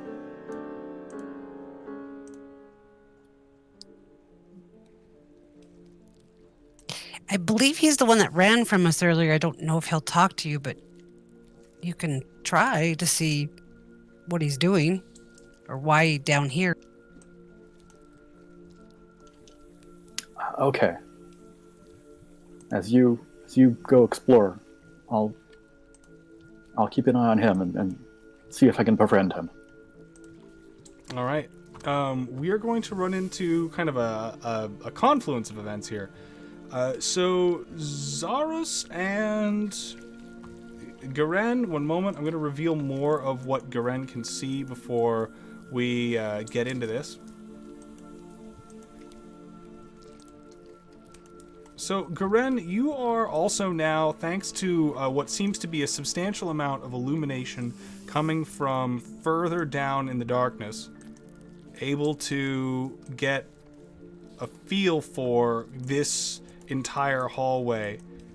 It looks like there is yet another one of these, like, just filthy sewer goers fishing here off this grate into the channel beneath them. And then yet further still, as you continue down the hallway, here, and I'm gonna zoom this stream over so everyone knows what here means. Here, at the end of that corridor, you find yourself seeing that it looks like the light is emerging from sort of this southern branch of a corner right here. There's a flickering quality to it, obviously torchlight, and with your passive perception, as you get to about there, once you round that corner, you're able to hear like the hubbub of what seems to be several people. Like there's definitely the like idle chatter of several voices kind of floating down the sewer corridor, intermixed with the sounds of sewage passing over these like falls and steps and going lower and lower into the actual ground itself. And then while you're noticing all of that, then I'll cut to Zarus. Zarus, as you begin to approach this person, are you taking any particular tact, or are you just going to kind of walk out of the darkness and like, hi? Maybe a little more discreet than that. I'll grunt and sort of got my quarterstaff out. There's no age on my character sheet here, so I'm going to say that I'm actually somewhat elderly. Sure. And I will sort of punch, kick some gravel along. To alert them of your presence. Yes. All right, they will wheel, and their previously described kind of disfigured and dirty countenance is going to cause them to immediately, as you can tell over a lifetime of unfortunate social conditioning, cause them to wince at the approach of a stranger and rapidly put the hood of their cloak up and swivel, their hand going into their cloak as if likely reaching for some blade or otherwise cudgel at their side. And they're going to say, who is that? Hello there. I'm not quite sure what's going on here. I'm not quite sure what's going on here. My name is Zaris. I come from the the mazes have sent me down here. What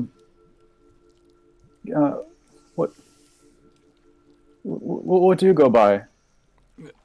Go ahead and give me a persuasion check as you attempt to sort of start this conversation off on a hospitable foot and see if you can't get this person to open up to you.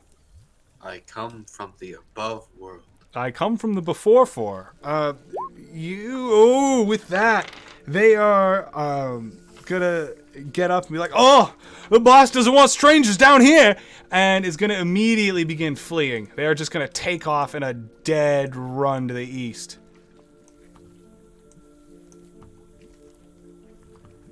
You have time to react if you'd like to cast a spell or do something, but other than that, it looks like they aren't going to give you the time to try and recover from the social faux pas. Oh no. Garen, how far down are you? Do you see this happening? Garen. Oh, she moved her token quite a ways. I'm gonna move down here as I'm at literally the end of the corridor. Oh yeah, hold on. Let me go ahead and get that polygon reveal opening up. And you're going to see quite a bit down there that is most curious. As I will cover the unimportant upper tunnel level first and then get down to here. So from there, let me make sure I've got an accurate snapshot of this. It's probably about that. Yeah. Okay. Garen, you are going to hear and see the exchange further down the hallway. You're not going to catch the details of it, just mostly you're going to see your companion sort of approach and offer some sort of mild-mannered sort of hi, I mean you no harms, and judging by their body language, and this person just get up and immediately bolt, and you don't hear exactly what they cry out due to the distance, but it seems to generally be an alarmist tone and not something of simply I'm scared and fleeing. So that brings us to what you're now seeing here, as I'm going to zoom in and explain a little bit more of what's playing out before you. It looks like the sewer grate here is over yet another one of the large steps that causes these waterfalls of sewage to pour further downward. And then across the way, there seem to be stairs and a torchlit area on some sort of high ground that is positioned above yet more stairs descending even lower along this channel of sewage.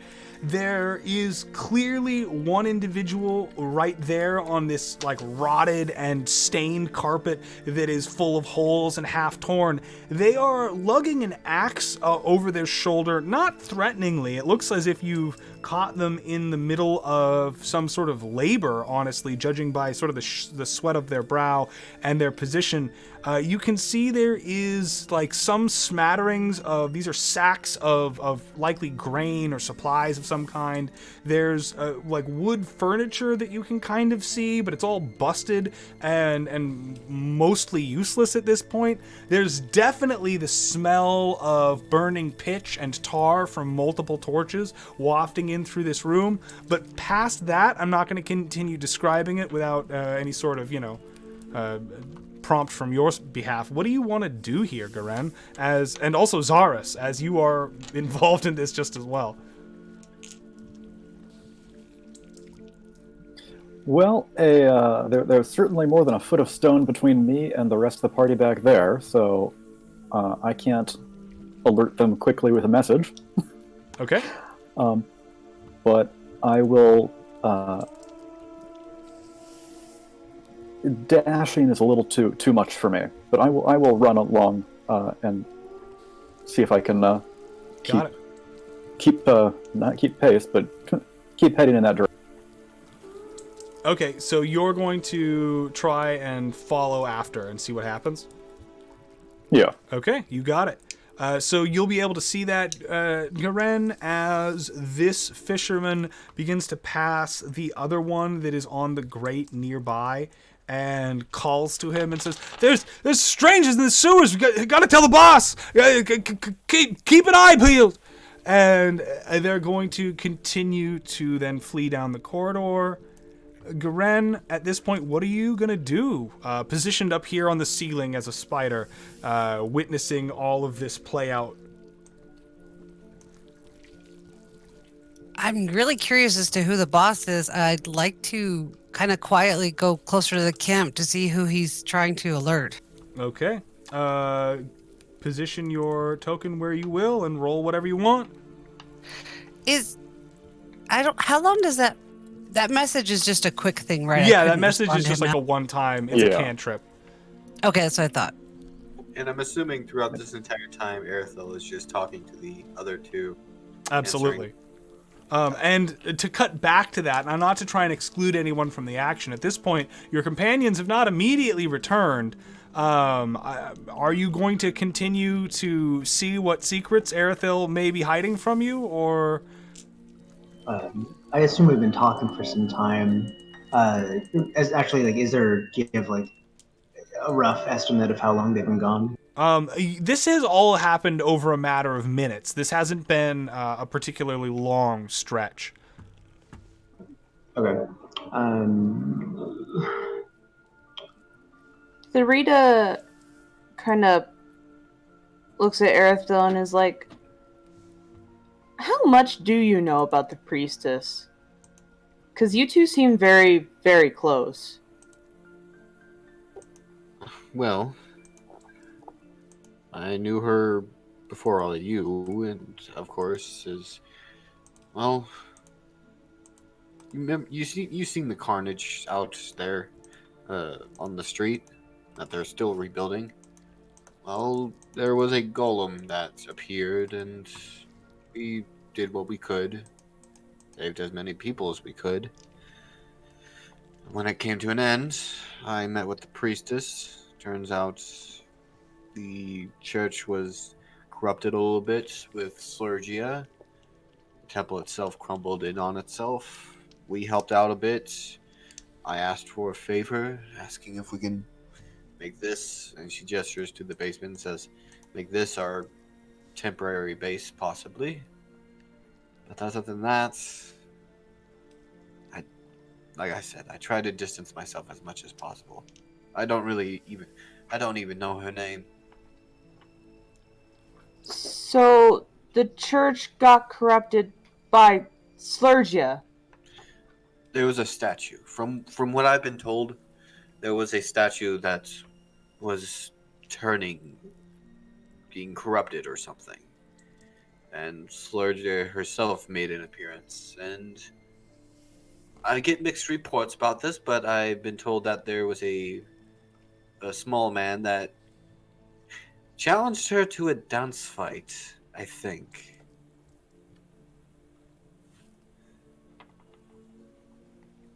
You're welcome to insight that if you like. While I'm gonna cut back over to Garen really quick.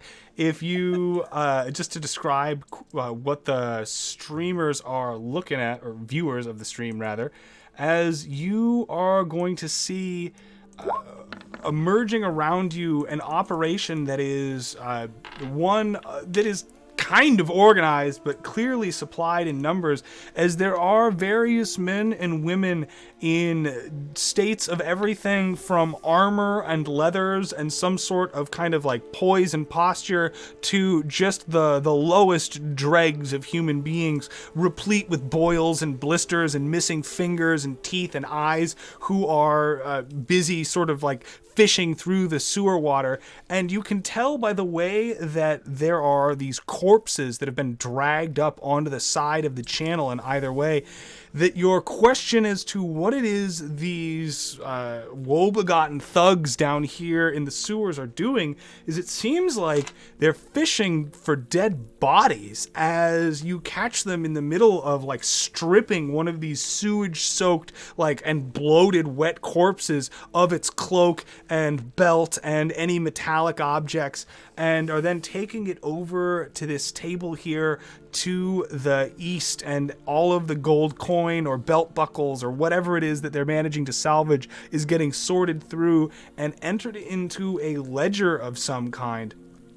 The entire location seems to be like without any amount of I want to say like sophistication. Really, there's not a lot of like presence here that shows organization. There's not really anything that would give you a hint that these people are other than just kind of like some gang of thugs that has started to make a lucrative living for themselves, recycling a lot of the waste that finds itself into the sewers here in Hope's Rise. What does catch your attention, though, is that there seems to be a massive door atop a landing that is governed by 2 winches, and that landing itself, much like the staircase guarded by the blood sigil of the cultists of Slurgia, seems to be in front of a large staircase that descends deeper yet still into the ground, and judging by your rough estimation, almost into the same exact location, likely. If those staircases don't intersect, then they probably are headed towards the same general area.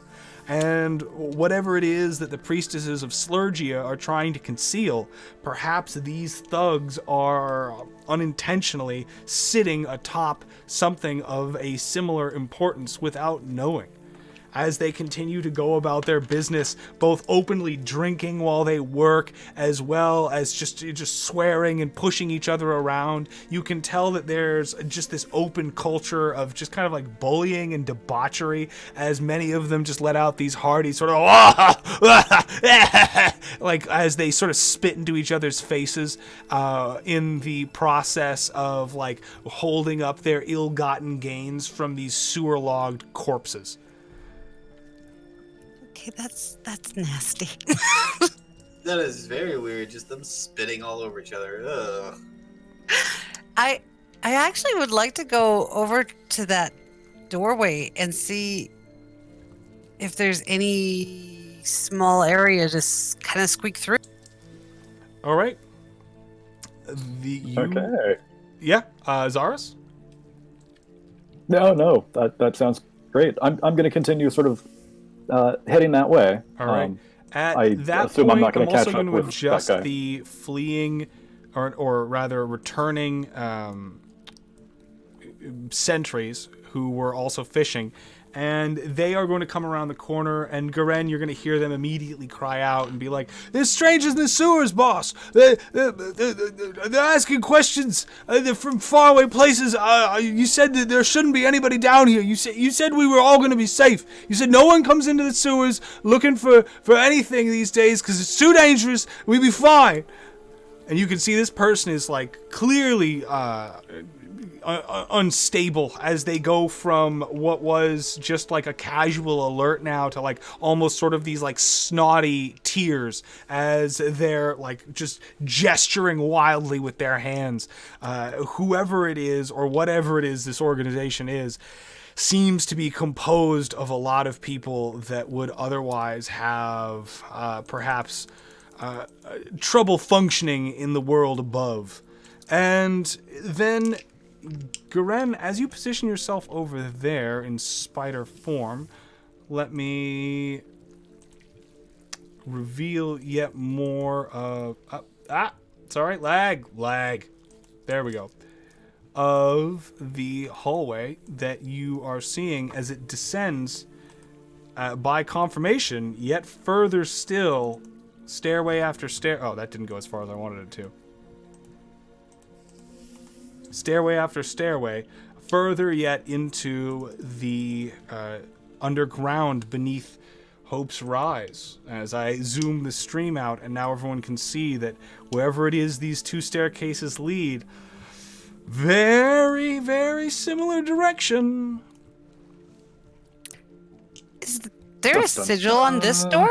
Not that you can see.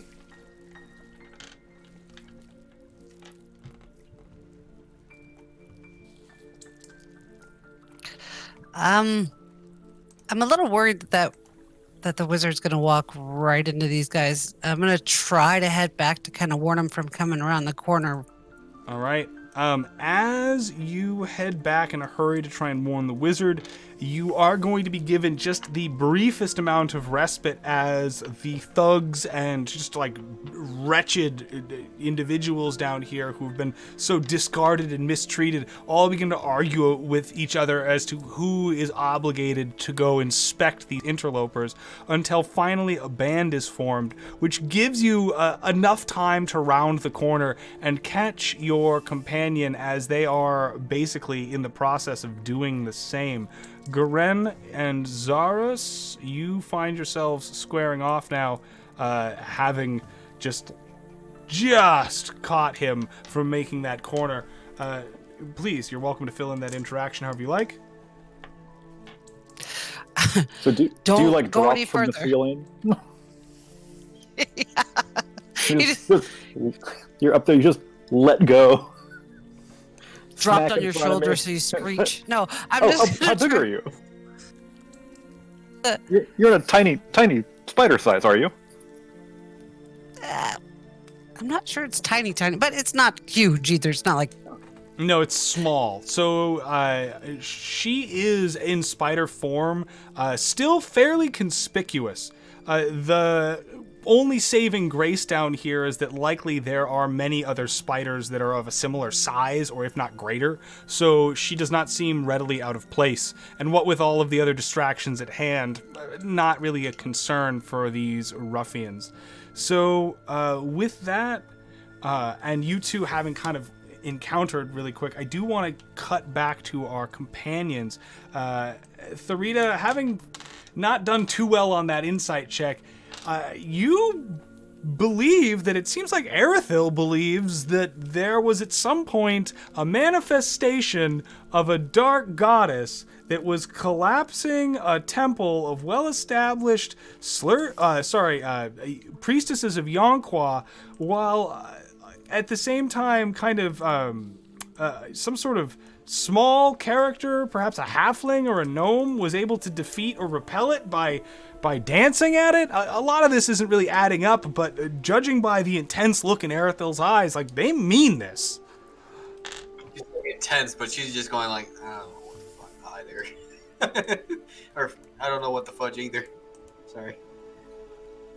Either way, whether you're telling the truth or not, if the part of Slurgia possessing the church basically is real, why would you not tell us when Gren said about the statue of Slurgia earlier? Why would you fail to mention this?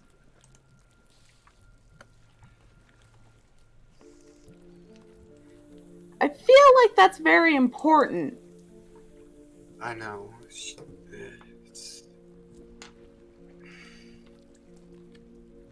I don't know.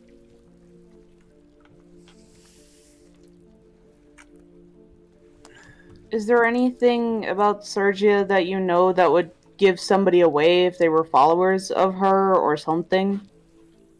Would I know that? You can make a religion check to see if that randomly you've learned anything in your travels that might be of use in that regard. But Would I get anything additional because of me being a follower of Balka? Unfortunately not. Not without some sort of modifying circumstance. So that 7 is going to reflect that you know that the followers of Slurgia are almost universally afflicted by rot and decay, like mentally and physically, usually in proximity to their priestesses or their magic. It's hard to live near sources of Slurgia's presence without just slowly being destroyed over time.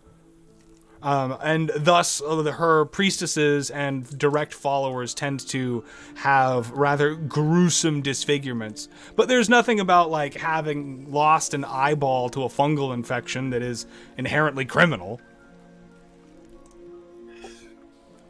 As far as I know, it's just all she is known for is the decay. I wouldn't really be able to tell anything about them being followers unless they go around yelling, "I'm a priest of Slurgia" and stuff like that. And that's might as well just be a death sentence right there. How long has it been since Couple Garen minutes. and It's reaching to about 10-15 minutes. And Garen had said that she was just going to go look around real quick. You guys think we should? It's been a little bit longer to bit longer than just looking around. I'm getting a bit worried. What about you? yeah, oh, sorry. Go ahead. She said that she was going to look around. Did she say she was looking around down south? Because that's what I assumed. I thought they were going north. 'Cause Yeah, I assumed they didn't want to go back to that Hall of Death. Okay. Then Aerith would say, "All right." Then Want to go make our way up there? Or? Yeah, I'd say let's go. Maybe something bad happened. We need to go check on them. Yeah, let's head over. Okay. While that is going on, our companions, Garen and Zaris, what are you going to be doing?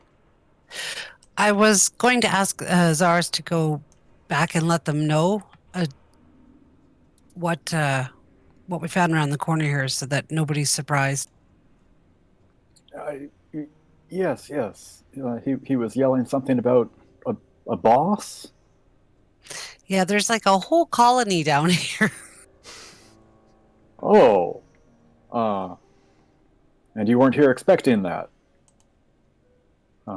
Okay, I'll let them know.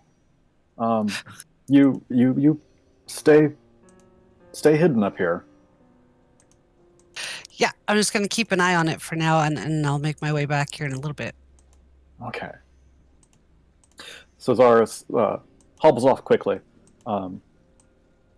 jogging back west, and Okay. You're... Yeah. Oh, sorry. Oh, no, please. I was gonna say, while they're walking, is it possible for Thurita just to ask Aerithel, like, general questions of what she knows about the church, or, like, general stuff, just to get some more info? Yeah, I mean, you're basically trying to absorb, like, the in-game character knowledge of Aerithel, is what I'm gathering. Yeah, basically. Aerithel, are you going to be forthcoming in this process? Correct. She's going to basically give out the information about the Assassin's Guild that they figured out where they're located at. The white mage that we were going to find to cure Fia's hand after it got corrupted by Slurgia, and I was also going to discuss, what was it? Oh yeah, and just kind of put in that one bit of information about whenever that tavern incident happened, about that wizard being blown to pieces, and we almost getting blamed. Sure. All right. Well, filling them in on all of that, you are also going to arrive at this sort of central junction with your companion, Zarus, coming out of the shadows with a concerned look on their face. And Zarus, please, you're welcome to. Oh, there you are. Yes, that hideous little creature that we saw earlier. It seems quite scared of us for some reason. Not sure why. I just tried to say hello, but he ran off trying to yell for his boss. There are quite a few of them down here.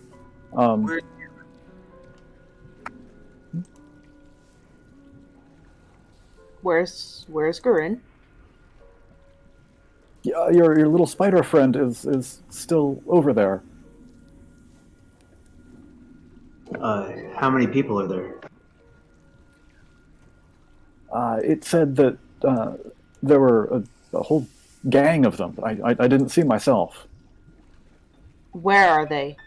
Do you know where they are? Yes, just at the end of this hallway here. Well, this passageway. And you said that they were deformed? I didn't get a good look, but they were. Can I kind of hear them down there? You can hear and not necessarily see them. So I guess it would just be hear them. So I would kind of know they were there. I'm gonna make my way back if I can kind of figure that they're there. Yeah, no, absolutely. That's totally fine. So Garen will emerge from the shadows not shortly after all of you are done talking about her, and the party now finds themselves gathered here at this kind of junction. What do you want to do? How do you want to proceed? Well, I'm gonna go back to normal and let them know about the door that I found with the stairway behind it. That, to my eyes, didn't look like it had a sigil, but I can't be 100% sure because. But that there is basically a small little village of these sewer people collecting things from corpses. So they do seem unorganized, but relatively violent. So. Did you see? Are they armed? I saw at least one with an axe. I mean, he was using it for labor, but I mean, it wouldn't be much to swing it at somebody's head, I'm sure. There was one I saw with a fishing pole, and he seemed to try to grab for something as he ran. So perhaps knives as well. And what was this you said of a boss? Well, when he came around the corner screaming for a boss, there seemed to be some confusion as to who he was really talking to, and they were kind of fighting amongst themselves on who was responsible for getting rid of us. So that means that they don't really have anybody quick to judgment. That means that this boss is, I'm assuming, only strength-based. So that means we're just dealing with the lackeys. What should we do? Do you think we should hide and wait for them to pass, or maybe we should just... I don't think they'll pass. They look like they live there. I'm saying we can hide for right now, wait till their emotions settle, then we can probably scout back again and probably maybe start peaceful relations and see about getting past them. You said they were violent. I'm not sure about peaceful relations. Do you think it's time to go topside and bring someone into this? Is there even anyone we can trust? After what? They're definitely not interested in peaceful relations. I said hello, and they ran screaming. I'm wondering if there are other entrances as well, because from what I saw with those two staircases, they at least intersect. Alright, then let's maybe go back topside and see about maybe getting a guard or two that might be able to help us deal with these men. Yeah, if you said it's a whole village, I think it's something more than the five of us can handle. We'll be quickly overwhelmed. I counted, I didn't see the whole thing, but I counted at least 13. Yeah, that's 13. I think we definitely need some more help. All right, let's go. Okay. So Starts leading them back towards the room. With that, I think that this is probably the most opportune time we're going to get, as we are less than 10 minutes towards kind of the close of this session. So I'm going to do a quick wind down, and we will also give away one of the prizes that we have for this evening. Before we get to the prize giveaway, I just want to say thank you to all of the people who have been watching tonight. Thank you to our contestants. Thank you to our patrons especially. And generally, let's watch as this game continues to advance and grow. We've had our first session where the glyphs of power have really started to enter into play as the ancient language that seems to transcend all planes of existence in this multiverse begins to start to make an appearance, and also herald likely the presence of spellcasters and priestesses of such high power that the players are far out of their depth when it comes to managing that sort of corrupted spell work and arcane treachery. There seem to be yet more of these devious traps freshly laid and powered by off-site sources, yet here in the sewers too, which is just so far beyond explanation, and what they might be guarding or what they could herald seems to yet be beyond the Guild of Mazes to quite pinpoint. And what that creature was that got exploded by whatever trap that was, what is coming from over there that creatures of that size are even emerging from that section of the sewers? And now we've gotten these woe-begotten rogues and thugs who have formed a motley band and are searching the sewer waters for corpses and other trinkets of value, who seem to be perhaps getting driven mad by their very filthy living conditions, and even perhaps their proximity to the evil source of that blood sigil's power, the dark effigy of Slurgia herself that is in this sort of secreted altar room far beneath the temple of Yonqua. What more secrets could there possibly be laying before our players as they continue to try and unravel all of these mysteries piece by piece? We have ended in a way that all of our characters who may or may not be able to join us next session are capable of being stored, so that means that anyone who rolls in will be coming with a fresh character and not assuming the role of one of these present. I believe that leaves us yet still with just the matter of the prize to give away. Who out there do you believe, as I turn towards my audience, thinks deserves the prize for this evening? Both this lovely Wonderstone Jasper or this Axehead of Rhodonite. Those out there on the Twitch, I will give you a chance to respond, but if I don't hear back immediately with some sort of consentence, I am likely to pass it off to someone of my preference. Tharita. Okay, we've got one vote for Tharita so far. We'll see how it goes. People might not be wanting to assign the player, the winner this session. And with there being a delay here in the response, I think I'm just going to go ahead and give it out. I'm actually going to pass this one along to our wizard, who was unable to finish the session with us, but was also the one, through a lucky arcana check, to discover the complex rune at the heart of the blood sigil, and thus allow our players to begin making some inroads into what they might need to be able to expect or defeat in order to make it further yet against these profane priestesses and their vile cause.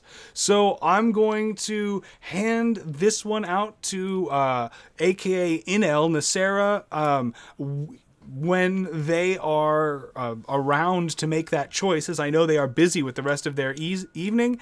So that means that I will be updating everyone likely next session with the stone that Inel has chosen and what stone after that will be going into the prize pool. I've just completed my trip to my lapidary, and there are now a SCAD, it's a metric unit, look it up, of new stones in the potential for both patron prize giveaways and what I will be feeding into the daily prize pool. So if you haven't won anything yet, do not lose hope, as there are going to be plenty more unique stones and cash prizes to come, as So You Think You Can Quest continues to journey forward into hundreds of episodes and expand ourselves into the ultimate contest of adventurers, capable of raising money and doing good, both across the material plane and through space and time in our own very realm, as well as the fictional game world that they're participating in too. So I mean, that's kind of fun and stuff. Without that, I'm going to let everyone alone as we now reach almost the exact end of our scheduled stream. Thank you all and have a wonderful evening. And before you go, don't forget to ask yourself just one question. So, you think you can quest? And here we reach the end of our tale. For now, join us next time on the Guild of Mazes presents So You Think You Can Quest.